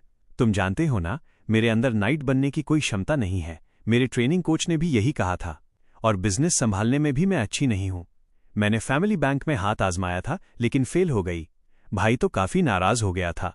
लेकिन तुम बाकी चीजों में बहुत अच्छी हो। जाक ने उसे दिलासा देने की कोशिश की। जब मैंने तुम्हें पहली बार देखा था, तुम पैटियो में बैठकर किताब पढ़ रही थीं। वो तस्वीर मैं कभी नहीं भूल सकता। किताबें पढ़ने के अलावा मैंने कुछ हासिल ही नहीं किया, चेली ने उदासी से कहा। फिर उसकी आवाज थोड़ी हल्की हो गई। मैंने म्यूजिक, ओपेरा, पेंटिंग, स्कल्पचर सब ट्राई किया, लेकिन कुछ भी मेरा नहीं लगा। लेकिन तुम अलग हो जाक। तुम हर चीज में अच्छे हो, पियानो, पेंटिंग, सिंगिंग, स्वॉर्ड्समैनशिप, सब में। तुम जैसे चमकते सूरज हो। चेली, मुझे सिर्फ तुम चाहिए, जाक ने उसका हाथ चूमते हुए कहा। तुम्हें ये सब सीखने की जरूरत नहीं है। बस मुझसे शादी कर लो। मैं तुम्हें एक खूबसूरत जिंदगी दूंगा। लेकिन तुम अभी असली नाइट नहीं हो, चेली ने हल्की उदासी के साथ कहा। एक नोबल सिर्फ नोबल से ही शादी कर सकता है। और जाक, मैं अपनी पहचान भी बनाना चाहती हूं। मैं इंडिपेंडेंट बनना चाहती हूं। उम्मीद है तुम समझोगे। मैं समझता हूं। जाक की आवाज धीमी हो गई। लेकिन होम के कॉन्वेंट में जाकर तुम अपनी पहचान कैसे ढूंढोगी? और अगर मैंने ब्लेसिंग जागृत करने में देर कर दी और तब तक तुम किसी और से शादी कर चुकी हुई तो? रुको, क्या विस्काउंट तुम्हें होम इसलिए भेज रहा है ताकि तुम्हारी शादी वहां किसी नोबल से करवा सके? ये बात जाक्स को पूरी तरह सही लग रही थी। इससे विस्काउंट को भी फायदा होता और चर्च को भी, जो स्ट्रेट के उस पार के लोगों से रिश्ता मजबूत करना चाहता था। मुझे नहीं पता, सच में नहीं पता, चेली बुदबुदाई। पिताजी ने कभी ये बात नहीं कही। क्या तुम मेरे लिए 3 महीने इंतजार कर सकती हो चेली? जाक की आवाज में दर्द था। मुझे पता है तुम्हारे माता पिता तुमसे बहुत प्यार करते हैं और तुम भी उनसे करती हो। लेकिन मुझे 3 साल दे दो। अगर 3 साल में मैं ब्लेसिंग नहीं जगा पाया तो मैं तुम्हारे लायक नहीं हूं। मैं इंतजार करूंगी जाक, शेली भावुक हो गई। 3 साल तक मैं तुम्हारा इंतजार करूंगी और अगर उसके बाद भी, अगर तुम्हें मंजूर हो तो मैं तुम्हारी छुपी हुई प्रेमिका भी बन सकती हूं। जाक ने उसे कसकर गले लगा लिया। चेली। एनिक बड़े ध्यान से उनकी बातें सुन रहा था। तभी लूसियन ने उसके कान ढक दिए। ये उसके लिए थोड़ा ज्यादा था, लूसियन ने इशारे से कहा। लंबी और जरा ज्यादा मीठी बातचीत के बाद शेली जाक के कंधे पर सिर टिकाकर बोली, जब मौका मिले क्या तुम मेरे लिए फॉर सिल्विया बजाओगे? जरूर, जो भी तुम चाहोगी मैं बजाऊंगा, जाक ने जवाब दिया। लूसियन को थोड़ा अजीब लगा। उसे याद आया और नताशा और सिल्विया के बीच जो हुआ था। उसके बाद फॉर सिल्विया का नाम कुछ अशुभ सा लगता था। हालांकि ये बात बहुत कम लोग जानते थे। मुझे अब जाना होगा, पिताजी मुझे ढूंढ रहे होंगे, चेली ने कहा। फिर दोनों ऊपर चले गए। थोड़ी देर बाद लूशियन ने एनिक के कानों से हाथ हटा दिया। मिस्टर एवंस, मैं अब बच्चा नहीं हूं, एनिक ने शिकायत की। वो मेरे लिए भी थोड़ा ज्यादा था, लूशियन ने गंभीरता से कहा। लेकिन ये तो रोमांटिक ऑपरास जितना भी नहीं था, एनिक ने हल्का सा सिर टेढ़ा किया। इसीलिए मुझे रोमांटिक ऑपरास पसंद नहीं है, लूशियन ने सीधा जवाब दिया। अपने कैबिन में खड़ा लूशियन बाहर गूंजती गरज और विशाल लहरों की टकराने की आवाज सुन रहा था। जहाज को कई डिवाइन पावर सर्कल्स बचा रहे थे, लेकिन आज का तूफान कुछ ज्यादा ही खतरनाक लग रहा था। वो इन आवाजों का आदी हो चुका था, फिर भी आज का तूफान उसके दिल में हल्की बेचैनी पैदा कर रहा था। एक एस्ट्रोलॉजी सॉर्सरर होने के नाते भले ही उसकी होस्ट स्टार ऑफ डेस्टिनी और फॉर्चून टेलिंग अभी ज्यादा मजबूत नहीं थी, फिर भी उसे एक अजीब सा अंदेशा हो रहा था। क्या जहाज इस तूफान में टूट जाएगा? वो अपने मन में सबसे बुरा सोचने लगा। लेकिन अभी एस्ट्रोलॉजी इस्तेमाल करना नामुमकिन था, तूफान बहुत भयानक था। उसने उम्मीद की कि उसका अंदेशा हमेशा की तरह गलत निकले, फिर भी वो पूरी तरह सतर्क रहा। तभी अचानक एक भयानक गरज हुई और जहाज के साथ लूशियन भी लगभग गिर पड़ा। लहरें या कुछ और, उसे समझ नहीं आया। फिर एक और जोरदार झटका लगा जिसने पूरे जहाज को हिला दिया। जहाज पर हमला हो रहा है। अपने अनुभव के आधार पर लूशियन ने तुरंत समझ लिया। लगातार चाबुक जैसी आवाजें आ रही थीं और बिजली डिवाइन सर्कल से टकराकर तेज धमाके कर रही थी। सारे अप्रेंटिसेस, चाहे कितने भी बीमार हों, लूसियन के कैबिन के बाहर इकट्ठा हो गए। ओइमोस भी, जो हमेशा शांत रहता था। इस समय वे एक असली सॉर्सरर पर भरोसा कर रहे थे। लूसियन ने दरवाजा खोला और उन्हें शांत रहने को कहा। जो भी हमला कर रहा है वो हमारे लिए नहीं आया है। नाइट्स और पास्टर्स इसे संभाल लेंगे। हम यहीं रहेंगे और इंतजार करेंगे। अगर ग्रैंड नाइट भी उन्हें नहीं रोक पाए तो लूसियन और अप्रेंटिसेस के पास कोई मौका नहीं था। लूसियन की शांति देखकर अप्रेंटिसेस थोड़ा संभल गए। फिर एक और जोरदार हमला हुआ। कई अप्रेंटिसेस संतुलन खोकर जमीन पर गिर पड़े। बाहर कुछ टूटने और चरमराने की आवाजें आ रही थीं। लूसियन की भौहें सिकुड़ गईं। क्या डिवाइन सर्कल्स टूटने वाले हैं? तभी उसकी स्पिरिचुअल पावर ने एक तेज गर्मी महसूस की, इतनी भयानक गर्मी कि गरज और बिजली भी उसके सामने फीकी लग रही थी। लूसियन ने पहले एक नाइट वॉचर के लीडर को लड़ते हुए देखा था, इसलिए वो अंदाजा लगा सकता था ये कम से कम लेवल 5 डिवाइन स्पेल की ताकत थी। मतलब जहाज पर कोई कार्डिनल मौजूद था। उस गर्मी के साथ एक और ताकतवर वार हुआ और ये तूफान से अलग था। लूसियन समझ गया, ये विस्काउंट राइट की ताकत है। उसका ब्लेसिंग गेल स्टर्क में काफी मशहूर था। अब लूसियन को थोड़ी राहत मिली। एक पास्टर और एक ग्रैंड नाइट ये हालात संभाल सकते थे। चाबुक जैसी आवाजें धीरे धीरे बंद हो गईं, लेकिन डेक पर लड़ाई की आवाजें अभी भी आ रही थीं, गरज, बिजली और लहरों के बीच। अचानक एक विशाल लहर उस हिस्से से टकराई जहां लूसियन और अप्रेंटिसेस थे, और एक डिवाइन पावर सर्कल आखिरकार टूट गया। अगले ही पल पानी जोर से कैबिन में घुस आया, सफेद झाग के साथ। और उस पानी के साथ कुछ डरावने जीव भी अंदर आ गए। मछली जैसे सिर, इंसानी शरीर, पूरे शरीर पर चांदी जैसे चमकते स्केल्स और हाथों में भारी खतरनाक ट्राइडेंट्स। क्यूओटोन्स, लूसियन हैरान रह गया। ये क्यूओटोन्स चर्च के खिलाफ थे, फिर भी वे अभी जहाज पर हमला क्यों कर रहे थे? सभी अप्रेंटिसेस के चेहरे पीले पड़ गए, यहां तक कि लूसियन भी घबरा गया।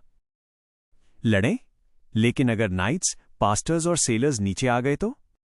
भागे? लेकिन वे तो समुद्र के बीच में थे। अब क्या करूं? लूसियन ने मन ही मन खुद से पूछा। चैप्टर 177 वेवस्टोन। गलियारे के दूसरे सिरे पर क्यूओटोन मरलोक्स केबिन में घुसते ही चिल्लाने और रोने लगे और पानी अब भी अंदर भरता जा रहा था। हवा बहुत ज्यादा नम हो गई थी, जिससे लूसियन को सांस लेना मुश्किल लगने लगा। कुछ अप्रेंटिसेस अपना संतुलन खो चुके थे। वो पानी से भीगे फर्श पर बैठे रो रहे थे, जबकि बाकी डर के मारे कांप रहे थे। बिल्कुल वैसा ही जैसा लूसियन ने पहली बार स्यूअर में जाकर रेड आइड चूहों का सामना करते वक्त महसूस किया था। उनके लिए शांत रहना नामुमकिन था। लूसियन के दिमाग में एक साथ कई प्लान चल रहे थे, लेकिन चाहे वो खुद को बचाना चाहता हो, बाकी अप्रेंटिसेस को भी, और साथ ही पास्टर्स और नाइट से छिपना चाहता हो, साफ था ये सब एक साथ करना लगभग नामुमकिन था। गलियारे के मोड़ पर क्यूओटोन्स 2 हिस्सों में बट गए। ज्यादातर 3 बड़े मरलॉक्स के पीछे पीछे मेन कार्गो कैबिन की तरफ भागे, जबकि बाकी एक लीडर के साथ सीधे लूसियन और अप्रेंटिसेस की तरफ बढ़ने लगे। जैसे जैसे वो अपने ट्राइडेंट्स घसीटते हुए तेजी से पास आ रहे थे, लूसियन के दिमाग में कई बातें घूमने लगीं। शायद इनका निशाना कार्गो है? क्या कोई ऐसी चीज है जो क्यूओटोन्स को चाहिए, इसलिए उन्होंने जहाज पर हमला किया? अगर यही असली मकसद है तो ज्यादातर मरलोक्स को इसी फ्लोर पर आना चाहिए, या फिर कैप्टन के केबिन में, या विस्काउंट के पास।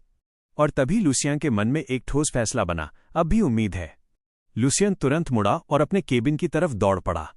दौड़ते हुए उसने घुटने मोड़े, उछला और अपने दाहिने मुक्के से लकड़ी की छत पर जोरदार वार किया।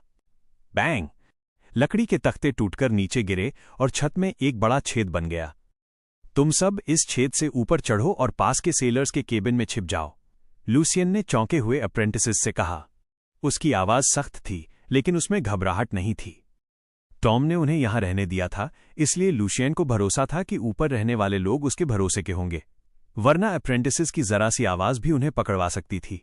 अगर कोअटोन्स का मकसद मारना नहीं बल्कि लूटना है, तो सेलर्स के केबिन में छिपना सबसे सही रहेगा, और वहां वो पास्टर्स और नाइट्स से भी बच सकते हैं। लूसियन ने तुरंत अपना अलर्ट निकाला और केबिन से बाहर निकलकर मरलोक्स को रोकने दौड़ा ताकि अप्रेंटिसेस को समय मिल सके। एनिक, ओइमोस, तुम दोनों संभालो, घबराना मत। आखिरी पल में उसने बिना पीछे देखे आदेश दिया। उसे क्योटोन्स को मारना ही होगा, नहीं तो वो ऊपर तक पीछा करेंगे। जी, मिस्टर एवंस, दोनों ने एक साथ जवाब दिया। ओइमोस डरा हुआ था, लेकिन खुद को संभालने की कोशिश कर रहा था। वहीं एनिक, जो कुछ समय से लूसियन की ट्रेनिंग में था, उसकी शांति देखकर हिम्मत जुटा रहा था और सोच रहा था कि ऊपर कैसे चढ़ा जाए। दोनों ने एक दूसरे को देखा और तुरंत एक ही प्लान समझ गए। हैमक्स, मेज हैंड और बैलेंस बढ़ाने वाले स्पेल्स। फिर ओइमोस और एनिक जल्दी जल्दी हैमॉक्स इकट्ठा करने लगे। कटरीना, स्प्रिंट, लेरिया और हाइडी उनकी मदद कर रहे थे या बाकी अप्रेंटिसेस को शांत करने की कोशिश कर रहे थे। इस मुश्किल वक्त में सब लूसियन की लीडरशिप में एकजुट हो गए। केबिन के बाहर लूसियन दोनों हाथों से अपनी नाइट सॉर्ड पकड़े कोअटोन्स के सामने पहुंचा ही था कि उसके शरीर से अचानक हरी लहरें निकलने लगीं। ये लहरें तेजी से कोअटोन्स तक पहुंचीं। जैसे ही वो उनसे टकराईं, ज्यादातर की चाल धीमी हो गई, उनका संतुलन बिगड़ा और वो फर्श पर गिरकर सो गए। यहां तक कि उनका लीडर भी एक पल के लिए बेहद थका हुआ और नींद से भरा महसूस करने लगा। लेकिन फर्स्ट सर्कल स्पेल, स्लीप, इतना ताकतवर नहीं था कि उस बड़े मरलोक को पूरी तरह सुला सके। ये सिर्फ उन पर काम कर रहा था जो अभी नाइट के लेवल तक नहीं पहुंचे थे। गलियारा अचानक काफी शांत हो गया। अब वहां सिर्फ लूसियन, कोअटोआ लीडर और फर्श पर सोए हुए मरलॉक्स थे। जब लीडर को एहसास हुआ कि सामने वाला इंसान नाइट नहीं बल्कि सॉर्सरर है, भले ही वो तलवार इस्तेमाल कर रहा हो, उसने तुरंत अपना जादू चलाया। Water ring. जैसे ही उसके चारों तरफ पानी की लहरों के घेर बन गए, लूसियों को सांस लेने में भयंकर दिक्कत होने लगी। हवा इतनी नम हो गई थी कि उसे लग रहा था जैसे वो पानी ही सांस में खींच रहा हो। लेकिन लूसियों घबराया नहीं। उसने सांस रोकी और 3 चमकती हुई आइस ब्लेड्स मरलोक की तरफ छोड़ी। वो साधारण नाइट लेवल का ही था, फिर भी लूसियन ने अपना मैजिक आइटम इस्तेमाल किया। उसे इसे जल्दी खत्म करना था। फायर वीवर्स ब्रेसलेट की ताकत बहुत ज्यादा थी, इसलिए अभी वो उसे इस्तेमाल नहीं कर सकता था। उसी वक्त लूसियन ने एक तरफ छलांग लगाई और मरलोक के फेंके गए ट्राइडेंट से बच गया। जमीन पर आते ही उसने अपने सोल में बने मैजिक मॉडल को एक्टिवेट किया। अब हवा का पानी उस पर असर नहीं कर रहा था। उसके चारों तरफ एक अदृश्य परत बन गई थी जो पानी को रोक रही थी। First circle magic, element endurance. सीधा एलिमेंटल अटैक रोकने में ये जादू उतना असरदार नहीं था, लेकिन ऐसे माहौल में जहां तत्व असंतुलित हों, जैसे अभी इस फ्लोर पर, यह बहुत काम का था। पाल्मीराज फ्रॉस्ट ब्लेड से निकली ठंडी हवा ने मरलोक के चारों तरफ की लहरों को जमा दिया और उसी के साथ उसे भी जकड़ लिया। तीनों ब्लेड्स ने उसे बुरी तरह घायल कर दिया। उसके सिर, सीने और बांह से गहरे नीले रंग का खून निकल रहा था, लेकिन घाव तेजी से भर भी रहे थे। कोटॉन की हीलिंग शक्ति ट्रोल से कम नहीं थी। बस वो अपने कटे हुए अंग वापस नहीं उगा सकता था। तभी एक तेज चमक उसकी गर्दन पर लहराई और आधे सेकंड बाद उसका सिर जमीन पर गिर पड़ा। ये लूसियों की तलवार अलर्ट थी और उसने सीधा फ्रॉस्ट ब्लेड के घाव पर वार किया था। स्लीप स्पेल के असर में आते ही कोअटोआ इस लड़ाई पर से नियंत्रण खो चुका था, खासकर जब उसके सामने वाला सॉर्सरर उससे बेहतर मैजिक आइटम्स रखता था। हालांकि लूसियन का फायदा ज्यादा उसके आइटम्स की क्वालिटी की वजह से था, न कि उसके पूरे इक्विपमेंट की वजह से। उसके पैरों में अभी भी साधारण जूते थे जो उसकी स्पीड से जल्दी घिस जाते थे, और उसके पास न मैजिक रोप था न स्टाफ जो एक सॉर्सरर की पहचान होते हैं। लूसियन आगे बढ़ा और बाकी मरलॉक्स के पीछे पहुंच गया। जैसे ही वो अगला स्पेल डालने वाला था, उसे मेन कार्गो कैबिन की तरफ से कुछ महसूस हुआ। वो एहसास, जैसे समंदर की भारी लहरें। वहां कोई लड़ाई नहीं हो रही थी, तो ये जरूर कुछ और था। शायद यही वो चीज है जिसके लिए क्योटोन्स आए हैं। वो एहसास अजीब था, लेकिन जाना पहचाना भी। लूसियन ने धीरे से बुदबुदाया, वेवस्टोन। वेवस्टोन वेवस्टोन एक ऐसा मैजिक मटेरियल था जो बहुत रेयर नहीं था, लेकिन फिर भी काफी कीमती था। लूसियन ने इसके बारे में common magic related materials illustration में पढ़ा था। इसका इस्तेमाल लेवल 3 से ऊपर के मैजिक आइटम्स और वेपन्स बनाने में होता था, जैसे पानी में सांस लेना, वाटर डैमेज देना या स्टॉर्म और आइस स्टॉर्म जैसे स्पेल्स डालना। और अगर इसकी क्वालिटी सबसे अच्छी हो तो इससे बहुत ताकतवर आइटम्स बनाए जा सकते हैं। कई पोशंस में भी इसके इस्तेमाल होता है, खासकर पानी से जुड़े जीवों की ग्रोथ बढ़ाने के लिए।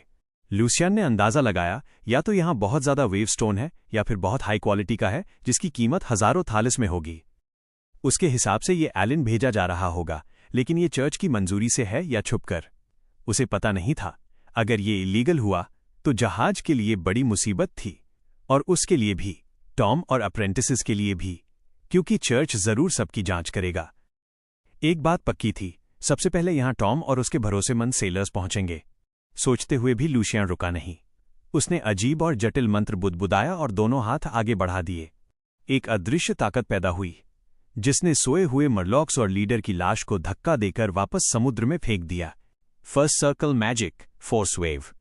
अभी तक उसने इस स्पेल का मैजिक मॉडल अपने सोल में नहीं बनाया था, इसलिए उसे इसे सीधे कास्ट करना पड़ा।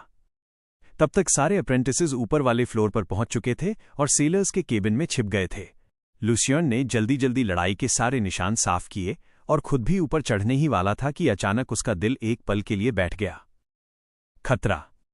उसकी ब्रेसलेट चमकी, लाल रोशनी निकली और आग की लपटें उसे ढकने लगीं।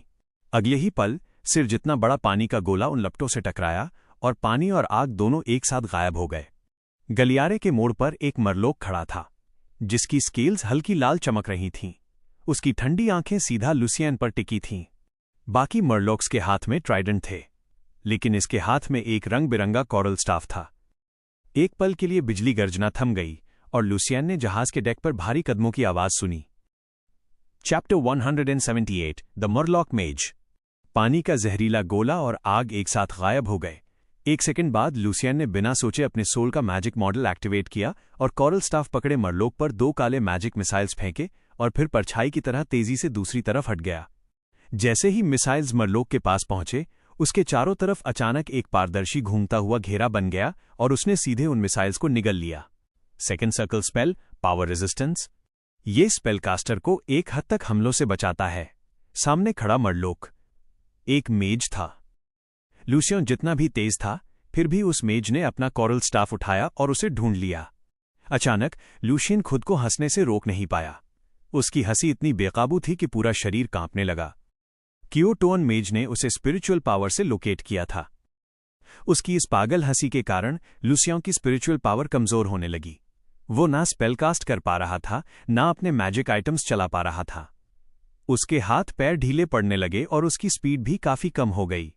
लूसियन बाहर से हंस रहा था, लेकिन अंदर से बेहद घबराया हुआ था।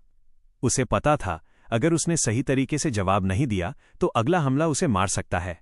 उसने अपनी बाईं मुट्ठी कस ली ताकि आइस रिवेंजर की ठंडक को महसूस कर सके और खुद को संभाल सके। गहरी सांस लेकर उसने उस ठंडक को अपने सोल और स्पिरिचुअल पावर तक पहुंचाया ताकि अपनी खतरनाक हंसी को दबा सके। जैसे ही उसे लगा कि वो फिर से हिल सकता है, वो तुरंत जमीन पर लुढ़क गया, मरलोक से दूरी बनाने के लिए। आधे सेकंड बाद बिजली का एक गोला उस जगह गिरा जहां वो अभी खड़ा था और धमाके के साथ फट गया। कुछ अप्रेंटिसेस के केबिन पूरी तरह टूट गए। छोटी छोटी बिजली की धाराएं उसके रास्ते में फैल गईं और लूसियन भी उसकी चपेट में आ गया। उसे तेज दर्द और सुन्नपन महसूस हुआ।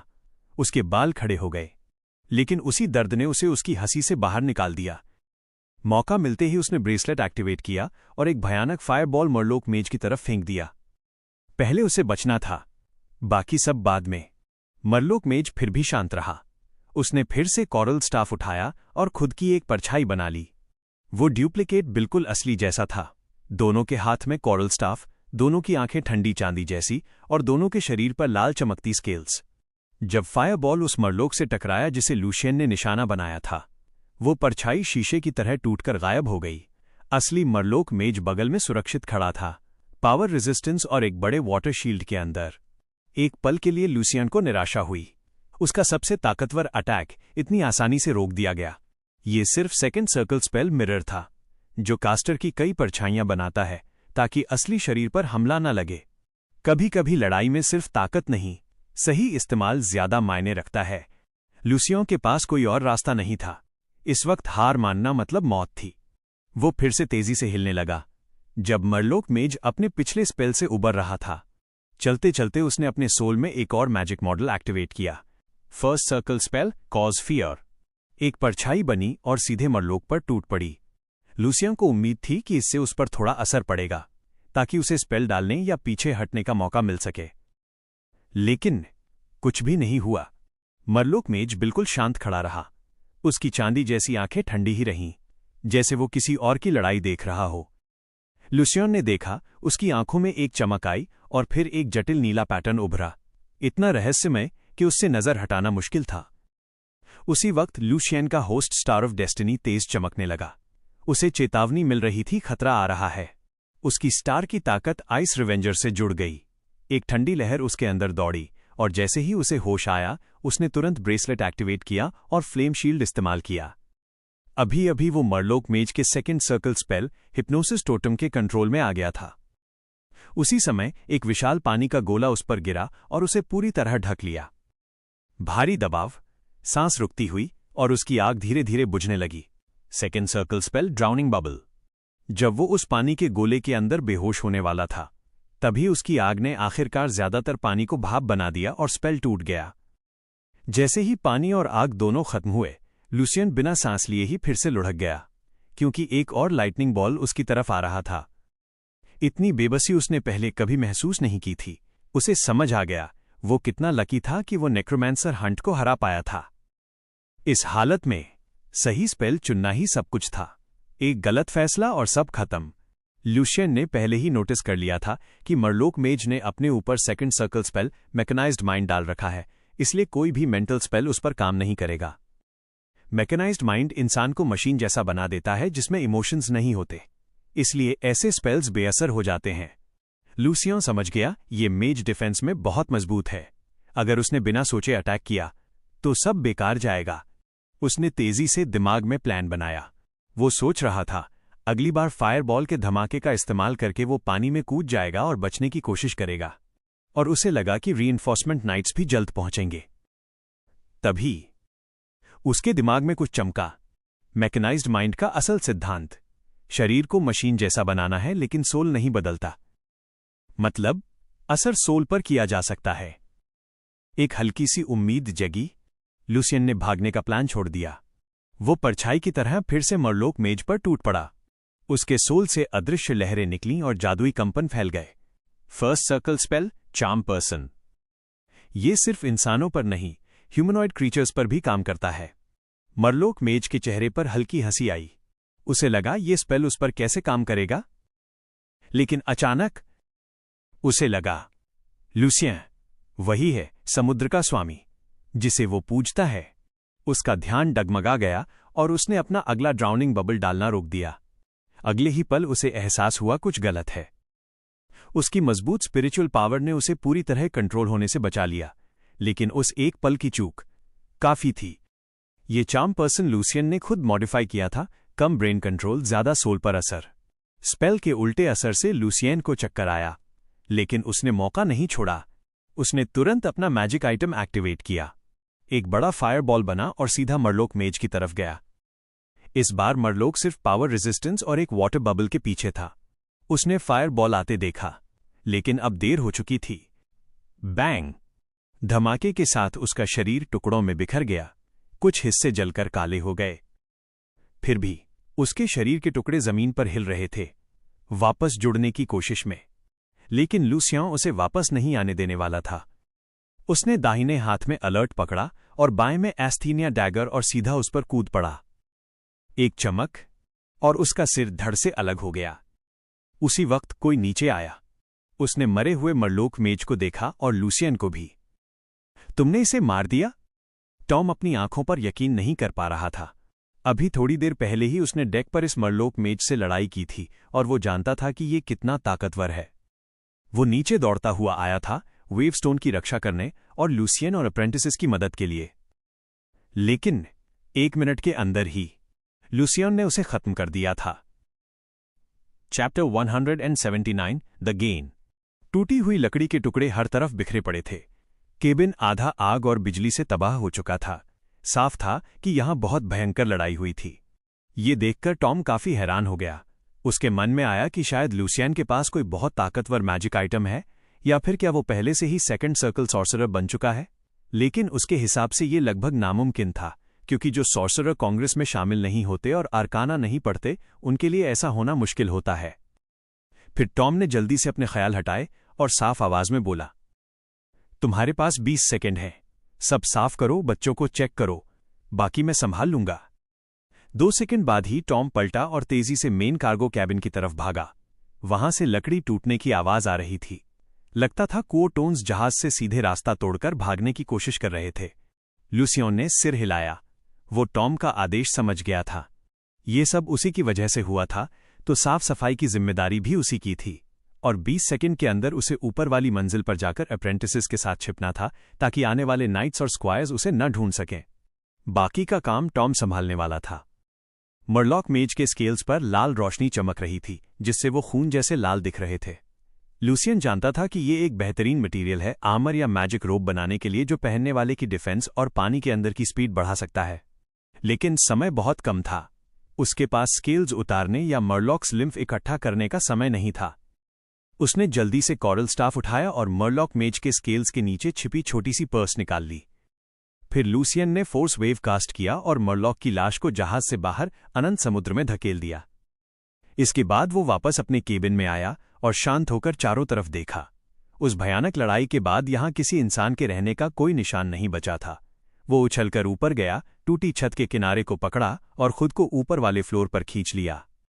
फिर उसने लकड़ी और लोहे के कुछ टुकड़े इकट्ठा किए ताकि फर्श को ठीक कर सके। Apprentice level spell repair. हल्की रोशनी के साथ टूटे हिस्सों के बीच की दरारें धीरे धीरे गायब होने लगीं। अब लूसियन एक असली सॉर्सरर था, इसलिए वो बड़ी दरारें भी ठीक कर पा रहा था। 20 सेकंड लगभग खत्म हो चुके थे, लेकिन स्पेल को अभी और समय चाहिए था। तभी बाहर से एक जोरदार धमाका हुआ, जिसने लूसियन के मैजिक की आवाज को ढक लिया, और अगले ही पल अचानक शांति छा गई। कई लोग नीचे आए और सीधे मेन कार्गो कैबिन की तरफ दौड़ गए, बिना इस तरफ के केबिन को ध्यान से देखे। आखिर उनके लिए मेन कार्गो कैबिन ज्यादा जरूरी था, जहां वेव स्टोन्स रखे थे। इस तरफ के केबिन उनके लिए कुछ खास नहीं थे। ऊपर वाले फ्लोर पर अब सारी दरारें भर चुकी थीं। लूसियन अब छिपने के लिए तैयार था। उसने सोचा जो अभी हुआ उससे ग्रानोव को काफी बड़ा नुकसान होगा। तभी उसने देखा एक सेलर के केबिन का दरवाजा थोड़ा सा खुला और अंदर से कई जोड़ी आंखें झांक रही थीं। मिस्टर एवंस, यहां, एनिक, लेरिया और हाइडी ने एक साथ कहा। उनकी आवाज में राहत और खुशी साफ झलक रही थी। लूसियन जल्दी से अंदर गया और दरवाजा अंदर से लॉक कर दिया। अच्छा काम किया तुम तीनों ने, खासकर तुमने एनिक, लूसियन ने सिर हिलाते हुए कहा। एनिक का चेहरा हल्का लाल हो गया। हम आपका सूटकेस भी ले आए हैं मिस्टर एवंस, हाइडी ने गर्व से कहा। तीनों को उम्मीद थी कि लूसियन उन्हें और भी सराहेगा। लूसियन मुस्कुराया। तुम सबने बहुत समझदारी दिखाई, लेकिन अभी खतरा खत्म नहीं हुआ है। हमें सावधान रहना होगा। अब मुझे इस स्टाफ को एनालाइज करना है, तो थोड़ी देर मुझे ध्यान से काम करने दो। बिखरे हुए बिस्तर पर बैठकर लूसियन ने कॉरल स्टाफ को ध्यान से जांचना शुरू किया। उसे नहीं पता था कि विस्काउंट और पास्टर्स मरलॉक्स को हरा पाए या नहीं, और जहाज डूबेगा या नहीं। इसलिए उसे हर मौका इस्तेमाल करना था खुद को मजबूत बनाने के लिए। शायद ये स्टाफ आखिरी पल में उसकी जान बचा दे। तीनों अप्रेंटिसेस ने गंभीरता से सिर हिलाया। उन्हें ऐसा लग रहा था जैसे वो अभी अपने टीचर की रक्षा कर रहे हों। धीरे धीरे थंडर और लाइटनिंग की आवाज कम होती गई और ऐसा लगा कि लड़ाई खत्म हो चुकी है। लूसियन ने अपनी आंखें खोलीं।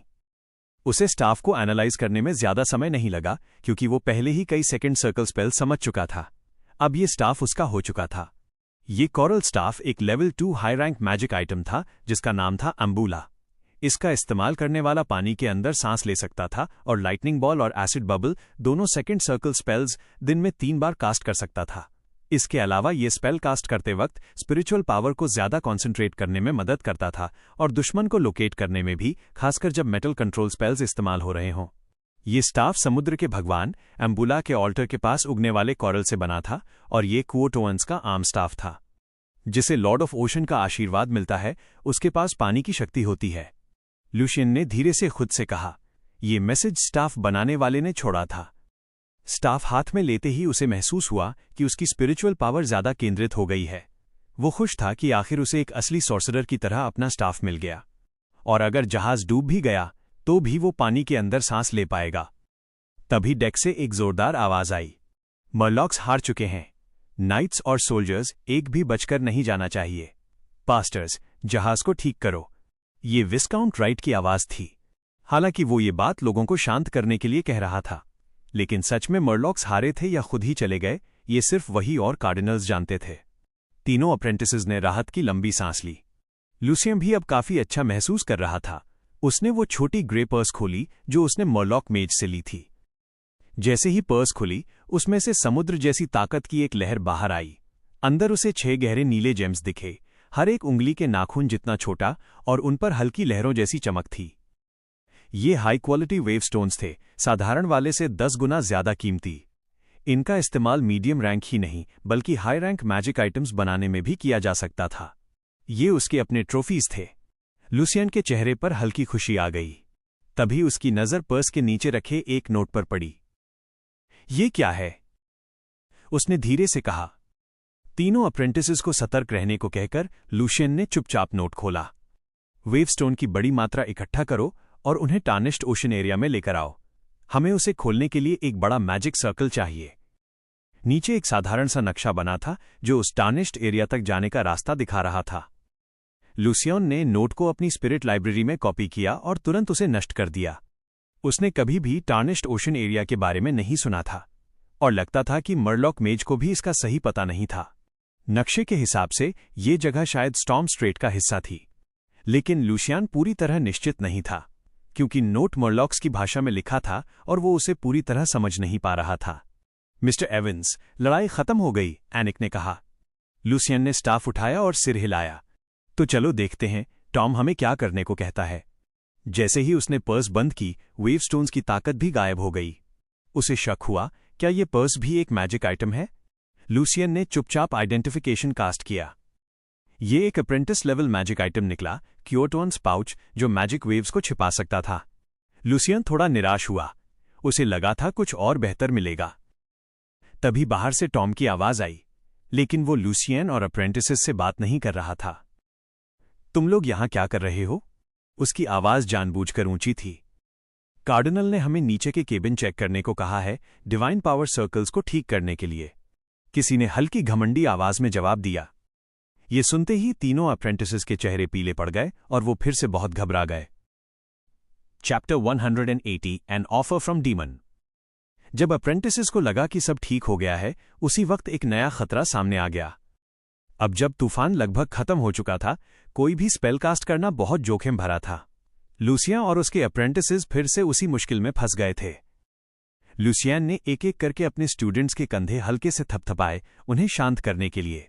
हाथ में एम्बूला पकड़े हुए वो बाहर की बातचीत ध्यान से सुन रहा था और दिमाग में तेजी से कोई रास्ता सोच रहा था। पास्टर कोडी, नीचे बहुत बदबू है। टॉम अब भी जानबूझकर ऊंची आवाज में बोल रहा था, आपको खुद जाने की कोई जरूरत नहीं है माय लॉर्ड। प्लीज आप अपने केबिन में आराम से ब्लैक टी पीजिए, मैं सब संभाल लूंगा। अरे, मैं अभी ट्रेनिंग में हूं। चर्च लॉ के हिसाब से तुम मुझे अभी लॉर्ड नहीं कह सकते। कोडी के चेहरे पर हल्की सी मुस्कान थी। साफ था, उसे टॉम की चापलूसी पसंद आ रही थी। फिर भी तुम्हारी बात अच्छी लगी टॉम, लेकिन तुम लोग ठीक से नहीं पहचान पाओगे कि डिवाइन पावर सर्कल्स कहां डैमेज हुए हैं। मुझे खुद देखना पड़ेगा, माफ करना। टॉम जहाज का बोट्सवेन था, एक डार्क नाइट जो विस्काउंट राइट की सेवा करता था। यही उसकी पहचान थी यहां सबके सामने। हालांकि डार्क नाइट कभी चीफ मेट या कैप्टन नहीं बन सकता, फिर भी कोडी उसे बुनियादी सम्मान देना चाहता था। कोडी की बात सुनकर टॉम कुछ पल के लिए चुप हो गया। ठीक है, तुम दोनों लोमन और बोअर उस तरफ जाओ। जाक और समी, तुम लोग इधर जाओ। ट्रेनिंग में होते हुए भी कोडी को आदेश देना काफी पसंद था, लेकिन टॉम जानता था उन्हें उस कोने वाले केबिन तक पहुंचने में थोड़ा समय लगेगा जहां लूसियन और अप्रेंटिसेस छिपे हुए थे। टॉम के माथे पर पसीना आ गया। उसके दिमाग में भयानक तस्वीरें घूमने लगीं। वो ऐसा होने नहीं दे सकता था। वो नहीं चाहता था कि वो सब सच में हो। टॉम ने मन बना लिया, वो सबको मार देगा और ऐसा दिखाएगा जैसे जहाज में छिपे मरलॉक्स ने उन्हें मार दिया। तभी किसी ने उसके हाथ को हल्के से छुआ। उसने देखा एवंस उसके बिल्कुल पास खड़ा था। अभी लूसियन ने एक गंदा सेलर वेस्ट पहन रखा था और उसके चेहरे पर वही पेंट मार्क्स थे जो अक्सर सेलर्स लगाते हैं। लूसियन सिर झुकाए खड़ा था। टॉम को अपनी आंखों पर यकीन नहीं हुआ। वो खुद को रोक गया कि कहीं वो एवंस का नाम जोर से ना बोल दे। नीचे। बहुत खराब, लूसियन ने भारी बदली हुई आवाज में कहा। बोलते बोलते वो चुपके से टॉम के हाथ पर कुछ लिख रहा था। कोडी को इसमें कुछ अजीब नहीं लगा। उसके लिए ये बस एक सेलर था जो टॉम को रिपोर्ट दे रहा था। वैसे भी जहाज पर इतने सेलर्स थे कि कोडी सबको नहीं जानता था। आखिर पास्टर और सेलर के बीच बहुत फर्क होता है। टॉम शांत रहने की कोशिश करते हुए अपने हाथ पर लिखा छोटा सा शब्द समझने लगा। जाक। वो तुरंत समझ नहीं पाया कि लूसियन क्या चाहता है। लूसियन ने उसका हाथ हल्का सा केबिन की तरफ खींचा और तभी टॉम समझ गया। उसे जाने दो? टॉम ने बहुत धीमी आवाज में पूछा। लूसियन ने गंभीरता से सिर हिलाया। उसे पूरा भरोसा था कि टॉम उस पर विश्वास करेगा और उसका भरोसा सही निकला। लॉर्ड कोडी, नीचे वाला फ्लोर वही है जहां अभी लड़ाई हुई थी और सबसे ज्यादा डैमेज भी वहीं है। क्यों ना पहले कुछ लोगों को वहां भेजा जाए बड़े क्रैक्स ठीक करने के लिए? मेरे आदमी ने बताया है, हालत काफी खराब है। टॉम के चेहरे पर हल्की चापलूसी भरी मुस्कान थी। कोडी थोड़ा सोच में पड़ गया। उसे बोट्सवेन की सलाह मानना खास पसंद नहीं था और हो सकता है बाद में और पास्टर्स भी नीचे जाएं। आपका काम उन्हें जरूर इंप्रेस करेगा। टॉम ने बात आगे बढ़ाई। यही बात कोडी के दिल को लगी। अगर वो हायर रैंक पास्टर्स की नजर में आ गया तो प्रमोशन का मौका बढ़ जाएगा। मुझे लगता है तुम सही कह रहे हो टॉम। क्या तुम ऊपर वाले केबिन चेक कराने में मदद कर सकते हो? बिल्कुल माय लॉर्ड। टॉम ने जल्दी से सिर हिलाया, इससे पहले कि कोडी अपना फैसला बदल दे। फिर वो जैक के पास गया। मिस्टर जैक, शायद हम नीचे वाले केबिन चेक करें? जैक एक खूबसूरत, सुनहरे बालों वाला नौजवान था। सीधी नाक, हरी आंखें।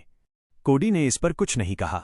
सच तो ये था कि उसे जैक ज्यादा पसंद नहीं था, काफी घमंडी लगता था उसे, और वो नहीं चाहता था कि जैक दूसरों के सामने अच्छा दिखे। इसलिए उसने जैक और कुछ ऐसे ही लोगों को नीचे भेज दिया जिन्हें वो पसंद नहीं करता था और खुद बाकी लोगों के साथ नीचे चला गया। हालांकि जैक और बाकी लोग समझ गए थे कि उन्हें जानबूझकर भेजा गया है, फिर भी वो नीचे गए और ध्यान से जांच शुरू कर दी। आखिर उनकी अपनी सुरक्षा भी जहाज की हालत पर निर्भर थी। जानबूझकर टॉम जैक को कॉरिडोर के आखिरी कोने वाले केबिन की तरफ ले गया। लूसियन उनके साथ था। चलते चलते लूसियन ने फिर से चुपके से टॉम के हाथ पर कुछ लिखा। जब मैं बायां हाथ मुट्ठी में बंद करूं, तुम अपनी पावर एक्टिवेट करना और मुझे कवर देना। इस बार टॉम तुरंत समझ गया। पहले भी जब वो ब्राउन को मारने की कोशिश कर रहे थे तब उन्होंने ऐसे ही काम किया था। लूसियन चाहता था कि टॉम की ब्लड पावर उसके मैजिक वेव्स को छिपा दे, लेकिन टॉम को चिंता थी मैजिक वेव्स पूरी तरह छिप नहीं पाएंगी, और अब जब तूफान भी खत्म हो चुका था कार्डिनल्स को लूसियन की मैजिक का एहसास हो सकता था। कुछ ही पल में वो उस छोटे से केबिन के सामने खड़े थे। अजीब से दिखने वाले उस नौजवान सेलर ने विनम्रता से दरवाजा खोला। जैक संतुष्ट होकर अंदर चला गया। जैसा कि उम्मीद थी, केबिन खाली था। जैसे ही जैक खिड़की के पास की लकड़ी जांचने वाला था, उसे पीछे से एक नरम आवाज सुनाई दी। मिस्टर जैक, अगर 3 साल बाद भी आप कोई खास नहीं बने तो मिस चेली के साथ अपने रिश्ते का क्या करेंगे? जैक झटके से मुड़ा। उसकी आंखों में हैरानी और गुस्सा था। क्या? उसका हाथ तुरंत उसकी तलवार पर चला गया। मैं मिस चेली की बात कर रहा हूं, लूसियन ने सीधा उसकी आंखों में देखते हुए कहा। आपको ये जानने की जरूरत नहीं कि मुझे ये बात कहां से पता चली, लेकिन बताइए, क्या आपको पूरा भरोसा है कि आप 3 साल में अपना ब्लेसिंग जागृत कर लेंगे? उस सेलर की आंखें अंधेरे जैसी गहरी थीं, जैसे तारों भरा आसमान। कुछ सेकंड की खामोशी के बाद जैक ने दबे गुस्से में कहा, तुम हो कौन? ये तुम्हारा मामला नहीं है। उसे खुद पता था, उसे कोई भरोसा नहीं था कि वो अपना ब्लेसिंग जागृत कर पाएगा। उसने चेली से वादा तो किया था, लेकिन अंदर ही अंदर डरता था कि शायद वो कभी ऐसा कर ही ना पाए। आखिर बहुत से स्क्वायर्स पूरी जिंदगी में भी ये नहीं कर पाते। शायद ये मेरा मामला नहीं है। लूसियन के चेहरे पर हल्की चालाक मुस्कान थी। मिस चेली किसी और से शादी करे, ये भी मेरा मामला नहीं है, लेकिन मेरे पास वो ताकत है जो तुम्हें ब्लेसिंग जागृत करने में मदद कर सकती है। तुम कहना क्या चाहते हो? मुझसे ऐसे क्यों बात कर रहे हो? जैक ने गुस्से में पूछा। उसने देखा कि टॉम दरवाजे के सामने खड़ा है और तभी उसे समझ आया कि बोट्सवेन इस अजीब सेलर के साथ है। क्योंकि मैं तुम्हारी मदद करना चाहता हूं, लूसियन ने बिल्कुल शांत लहजे में कहा, क्योंकि मैं एक अच्छा इंसान हूं। दुनिया में कुछ भी मुफ्त नहीं मिलता, जैक ने सीधे कहा। स्मार्ट हो, लूसियन ने हल्का सिर टेढ़ा किया। मुझे बस एक चीज चाहिए। बाद में तुम ऐसे दिखाओगे कि तुमने यहां कुछ नहीं देखा। तुम एक सॉर्सरर हो? जाक ने आंखें सिकोड़ते हुए पूछा। और एक नाइट भी मिस्टर जाक, जैसा कि तुम देख सकते हो। लूसियन ने अपना दाहिना हाथ आगे बढ़ाया और अपनी ब्लड पावर मूनलाइट दिखाया। मैंने अपना ब्लेसिंग पहले ही जागृत कर लिया है। अगर 3 साल में तुम नहीं कर पाए तो मेरे पास आ सकते हो। अगर तुम मेरी मदद करोगे तो मैं तुम्हारे साथ एक मैजिक पैक्ट साइन करूंगा। उस पैक्ट के जरिए तुम हमेशा मुझे ढूंढ पाओगे और मैं कभी अपनी बात नहीं तोड़ पाऊंगा। जाक कुछ पल चुप रहा। सोचते हुए उसने अपने होंठ दबा लिए। हम कोई बुरा काम नहीं कर रहे, लूसियन ने उसे समझाते हुए कहा। हम बस होम सुरक्षित पहुंचना चाहते हैं। तुम अपने नाइट वाले विश्वास के खिलाफ नहीं जा रहे हो मिस्टर जाक। जाक के दोनों हाथ मुट्ठी में कस गए। उसकी भौहें सिकुड़ गईं। या फिर तुम ये देखना चाहते हो कि मिस चेली किसी और से शादी करे, किसी और के साथ रहे और उसके बच्चे हों? जाक के माथे पर नसें उभर आईं। उसका पूरा शरीर कांप रहा था। उसे ऐसा महसूस हो रहा था जैसे उसके सामने कोई इंसान नहीं बल्कि पाप की गहराई से निकला हुआ एक डीमन खड़ा हो। Chapter 181 a new start, the end of volume 2। जाक का दिल बहुत तेज धड़क रहा था। उसे अपनी ही सांसों की आवाज साफ सुनाई दे रही थी। 10 सेकंड बाद आखिरकार उसने अपने कसे हुए कंधे ढीले छोड़ दिए जैसे हवा निकली हुई गुब्बारा हो। मैं ये कैसे करूं? उसने भारी आवाज में कहा। उसे लग रहा था जैसे वो 2 हिस्सों में बट गया हो। एक हिस्सा अपने प्यार की चाह में खिंच रहा था और दूसरा हिस्सा अंदर ही अंदर गिल्ट से भरा हुआ था। बहुत आसान है, तुम्हें बस मेरे साथ एक मैजिक पैक्ट साइन करना है, लूसियन अब भी हल्की मुस्कान के साथ बोला। पहला, तुम कभी किसी को नहीं बताओगे कि हम कौन हैं। दूसरा, तुम जहाज पर किसी को नहीं बताओगे कि यहां कुछ गलत है। तीसरा, स्टर्क वापस जाने के बाद भी ये बात तुम्हारे पास ही रहेगी। जाक चुपचाप नीचे देखते हुए उसकी बातें सुनता रहा। इसके बदले, अगर 3 साल बाद तुम अपने दम पर ब्लेसिंग जागृत नहीं कर पाए तो मैं तुम्हें वो मैजिक पोशन दूंगा जो इसे जागृत कर सकता है। हम सॉर्सरर्स इसे ब्लड पावर कहते हैं।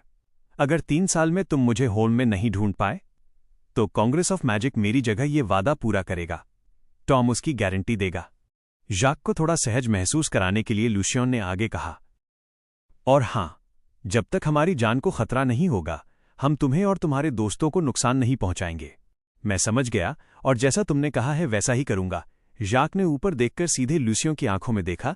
तुम मेरी कमजोरी जानते हो। ये कहते ही उसे थोड़ा हल्का महसूस हुआ। बधाई हो मिस्टर जाक, तुमने सही फैसला लिया है। मैं अभी से तुम्हारा उज्जवल भविष्य देख सकता हूं। लूसियन ने अपनी जेब से पार्चमेंट, क्विल और मैजिक इंक की छोटी बोतल निकाली और तेजी से पैक्ट लिखने लगा, उस पर अजीब से पैटर्न्स बनाते हुए। वो लिखते वक्त पार्चमेंट की तरफ नहीं देख रहा था। उसकी नजर जाक पर ही थी। उसका बायां हाथ आधा मुट्ठी में था, तैयार अगर जाक अचानक अपना फैसला बदल दे। जाक को लूसियन की ये सावधानी अजीब नहीं लगी।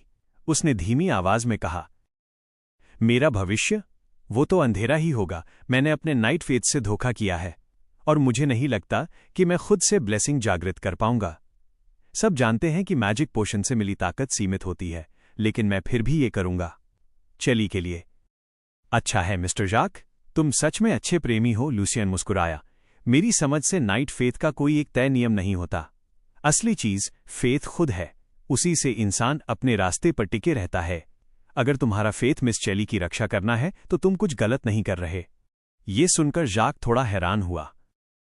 तुम्हारी सोच मेरे टीचर से काफी अलग है, लेकिन तुम्हारी बात समझ में आती है। असल में लूसियन ने ये बात नताशा से सुनी थी। उसने जवाब को थोड़ा धुंधला रखा। मैं कुछ ग्रैंड नाइट्स को जानता हूं और शायद आने वाले सालों में नए पोशंस भी बने जो नाइट्स को और ताकत दें, है ना? फिर लूसियन ने पैक्ट पर अपना नाम साइन कर दिया। उसकी बातों ने जाक को साफ तौर पर सुकून दिया। उसके चेहरे पर हल्की मुस्कान आ गई। मैंने सुना है चर्च के पास एक खास पोशन है जो सिर्फ बड़े नोबल्स को मिलता है। वो किसी को लेवल 2 नाइट बना सकता है। कहते हैं ग्रैंड ड्यूक वायलेट ने भी वही इस्तेमाल किया था। वैसे तुम्हारा नाम लूसियन एवंस है? मजेदार बात है, चेली के पसंदीदा म्यूजिशियन का नाम भी यही है। मैं भी उसे जानता हूं, लूसियन ने सहज अंदाज में कहा। नाम एक जैसा है लेकिन हम दोनों बहुत अलग हैं। अलग से भी ज्यादा, मैं कहूंगा बिल्कुल उल्टे। जाक्स ने कंधे उचका दिए। उसने कभी ये नहीं सोचा कि सामने खड़ा ये सॉर्सरर वही म्यूजिशियन हो सकता है। आखिरकार लूसियन एवंस नाम आम था और एक मशहूर म्यूजिशियन का सॉर्सरर होना उसकी सोच से बाहर था। मैं भी यही कहूंगा, लूसियन ने सीधे जवाब दिया। उसने हल्का मुड़कर टॉम को देखा, कहीं वो उसके नाम से शक तो नहीं कर रहा। लेकिन टॉम की नज़र अभी भी लूसियन के बाएं हाथ पर थी, उसके इशारे का इंतजार करते हुए। लूसियन जानता था, अगर यहां ग्रानिव होता तो शायद वही सच्चाई जोड़ पाता। मिस्टर एवंस, मैं कहां साइन करूं? जाक ने पूछा। यहां, लूसियन ने पैक्ट के कोने की तरफ इशारा किया। जाक ने साइन किया। लूसियन ने पार्चमेंट को हाथ में लेकर अपनी स्पिरिचुअल पावर से उसे ढक लिया। हल्की मैजिक वेव्स उठीं और फिर वो लाइट ब्लू आग में बदल गईं। कुछ ही पल में पार्चमेंट राख बन गया। जैसे ही पैक्ट खत्म हुआ, लूसियन को अपने सोल में एक हल्का बदलाव महसूस हुआ। जाक्स भी एक पल के लिए उलझन में दिखा, मैजिक पैक्ट असर कर चुका था। अगर हम में से कोई भी इस पैक्ट को तोड़ेगा तो उसकी आत्मा जलने लगेगी और खत्म हो जाएगी। लूसियन ने जाक से हाथ मिलाया, जैसे कोई सौदा पूरा हुआ हो। अब सब तय हो गया है, आप आराम से डिवाइन पावर सर्कल्स चेक कीजिए मिस्टर जाक। जाक ने उसे एक अजीब नज़र से देखा। मिस्टर एवंस, मुझे कहना पड़ेगा, तुम सच में एक डीमन हो, ऐसा डीमन जो लोगों को बहकाने में माहिर है। नाइट ट्रेनिंग के वक्त मैंने कभी नहीं सोचा था कि मैं किसी डीमन की बात मान लूंगा। फिर वो लूसियन के पास से निकलकर खिड़की के पास लकड़ी जांचने लगा। लूसियन और टॉम बस खड़े होकर उसे देखते रहे। अगर जाक्स बाद में पैक्ट तोड़ने की कोशिश करे तो? टॉम ने धीमी आवाज में पूछा। तुम जानते हो, कुछ divine power spells magic pact को दबा सकते हैं। टॉम जानता था कि मैजिक पैक्ट पूरी तरह अटूट नहीं होता। जैसे अगर लूसियन हाई रैंक सॉर्सरर बन गया तो उसकी मजबूत आत्मा उस नुकसान को सह सकती थी। मैजिक पैक्ट बस एक तरीका है, लूसियन ने धीरे से जवाब दिया। असल बात यह है कि उसने खुद ये फैसला लिया है। उसका दिल उसकी चाह के साथ गया है, इसलिए वो आसानी से वादा नहीं तोड़ेगा। हाँ, थोड़ा जोखिम तो है, लेकिन मेरे पास कोई बेहतर रास्ता नहीं था। दिलचस्प, टॉम हल्का मुस्कुराया। वैसे भी पोषण कांग्रेस देगा। आखिरकार तुमने कई अप्रेंटिसेस को बचाया है। कुछ देर बाद लूसियन और टॉम की निगरानी में जाक ने इस तरफ के बाकी केबिन भी चेक किए और जानबूझकर उन केबिन्स को नजरअंदाज कर दिया जहां अप्रेंटिसेस छिपे थे। 1 घंटे बाद जाक इस फ्लोर से चला गया। सब शांत रहा। लूसियन ने आखिरकार लंबी राहत की सांस ली। विस्काउंट का कमरा। कोलेट का बना एक सुंदर पोर्सलिन कप गुस्से में फर्श पर फेंका गया और तुरंत कई टुकड़ों में टूट गया। बेकार लोग, नाकाम लोग, पत्थर लूट लिए गए और हमारे लोग लगभग पकड़े गए। विस्काउंट राइट गुस्से में चिल्ला रहा था। उसके सामने ग्रेन्यू और टॉम खड़े थे, सिर झुकाए। विस्काउंट कमरे में आगे पीछे टहलने लगा। मुझे बताओ, उन घटिया मरलॉक्स को कैसे पता चला कि पत्थर हमारे जहाज पर हैं? उन्हें कैसे पता चला कि हम वेवस्टोन्स ले जा रहे हैं? ग्रेनव, टॉम, ये तुम्हारी जिम्मेदारी है, मुझे जवाब चाहिए। हालांकि विस्काउंट के पास स्टर की कुल दौलत का 10वां हिस्सा था, फिर भी ये नुकसान बहुत बड़ा था। जी माय लॉर्ड, दोनों ने सिर झुकाकर जवाब दिया। विस्काउंट का चेहरा और ठंडा हो गया। मौका मिलते ही उस नाइट स्क्वायर जाक को खत्म कर दो। किसी और से करवाना पैक्ट के हिसाब से सॉर्सरर्स और टॉम ये नहीं कर सकते। जी, ग्रेन्यू ने सिर झुकाया। रुको, रहने दो। विस्काउंट थककर सोफे पर गिर गया। मैं चेली को दुख नहीं देना चाहता। पहले पत्थरों का मामला संभालो। 1 महीने बाद मौसम ठंडा होता जा रहा था, लेकिन मरलॉक के हमले के बाद फ्लीट को कोई बड़ी परेशानी नहीं हुई। आखिरकार जहाज स्टॉर्म स्ट्रेट पार करके होम के हार्बर पटरे पहुंच गए। नीचे वाले फ्लोर पर लूसियन, टॉम और अप्रेंटिसेस बहुत ज्यादा उत्साहित थे। इतना अनुभव होने के बाद भी लूसियन अपने अंदर की खुशी नहीं रोक पा रहा था। उसने इस दिन को अपनी असली मैजिक जर्नी की शुरुआत माना। मरलॉक मेज की पाउच में मिले नोट के बारे में उसने ज्यादा नहीं सोचा। वो लालची नहीं बनना चाहता था, खासकर जब उसके पास पूरी जानकारी नहीं थी। एवंस, तुम और अप्रेंटिसेस क्रेट्स में छिप जाओ। जब वो चेक करें, शांत रहना, बस छिपे रहना, घबराना मत। टॉम ने लकड़ी के लंबे क्रेट्स की तरफ इशारा करते हुए कहा। लूसियन ने सिर हिलाया और सबसे पहले एक क्रेट में घुस गया। जैसे ही वो लेटा, उसके ऊपर लकड़ी का पट्टा लगा दिया गया। उसके ऊपर टॉम और उसके सेलर्स ने सामान रख दिया और क्रेट को पूरी तरह बंद कर दिया, लोहे की कीलों के साथ। लूसियन को ऐसा लगा जैसे उसे ताबूत में बंद कर दिया गया हो। अंधेरे में काफी देर बाद जब उसे लगा कि शायद उसे भूल गए हैं, तभी उसे आवाज आई। कोई क्रेट खोलकर सामान चेक कर रहा था। लूसियन सतर्क था, लेकिन टॉम के कहे अनुसार बिल्कुल शांत पड़ा रहा। कोई समस्या नहीं, ये जाक की आवाज थी। क्रेट फिर से बंद कर दिया गया। कुछ देर बाद उसे जोर के झटके महसूस हुए। फिर उसका क्रेट कहीं नीचे ठंडी गीली जमीन पर रख दिया गया। फिर काफी देर बाद क्रेट दोबारा खोला गया। ऊपर का सामान हटाया गया और नीचे का पट्टा भी। तेज धूप अंदर आई और लुशियन की आंखें सिकुड़ गईं। सामने एक नौजवान खड़ा था, सफेद शर्ट, डार्क ब्राउन वेस्ट और काला लंबा कोट पहने हुए। उसके सिर पर टॉप हैट था और चेहरे पर बड़ी सी मुस्कान। होम में आपका स्वागत है मेरे दोस्त। लुशियन भी मुस्कुरा दिया। उसे पता था उसकी जिंदगी का एक नया अध्याय शुरू हो चुका है। तो दोस्तों, ये था एपिसोड 11 आर्काना राइजिंग, और इसी के साथ वॉल्यूम 2 फीस्ट ऑफ डेथ यहां कंक्लूड होता है। उम्मीद है आपको ये पूरा आर्क इंगेजिंग और इम्पैक्टफुल लगा होगा, क्योंकि यहां से कहानी एक नए स्केल और डायरेक्शन में आगे बढ़ने वाली है। अगर आपको ये जर्नी पसंद आई हो तो चैनल को लाइक करें, सब्सक्राइब करें और कमेंट में अपना ऑनेस्ट फीडबैक जरूर दें। यही हमें और बेहतर कंटेंट डिलीवर करने में मदद करता है। और हाँ, वेब नॉवल किंगडम को सब्सक्राइब करना मत भूलिए, ताकि आप अपकमिंग वॉल्यूम्स और नेक्स्ट फेज की कहानी मिस न करें। मिलते हैं जल्द ही अगले वॉल्यूम के साथ।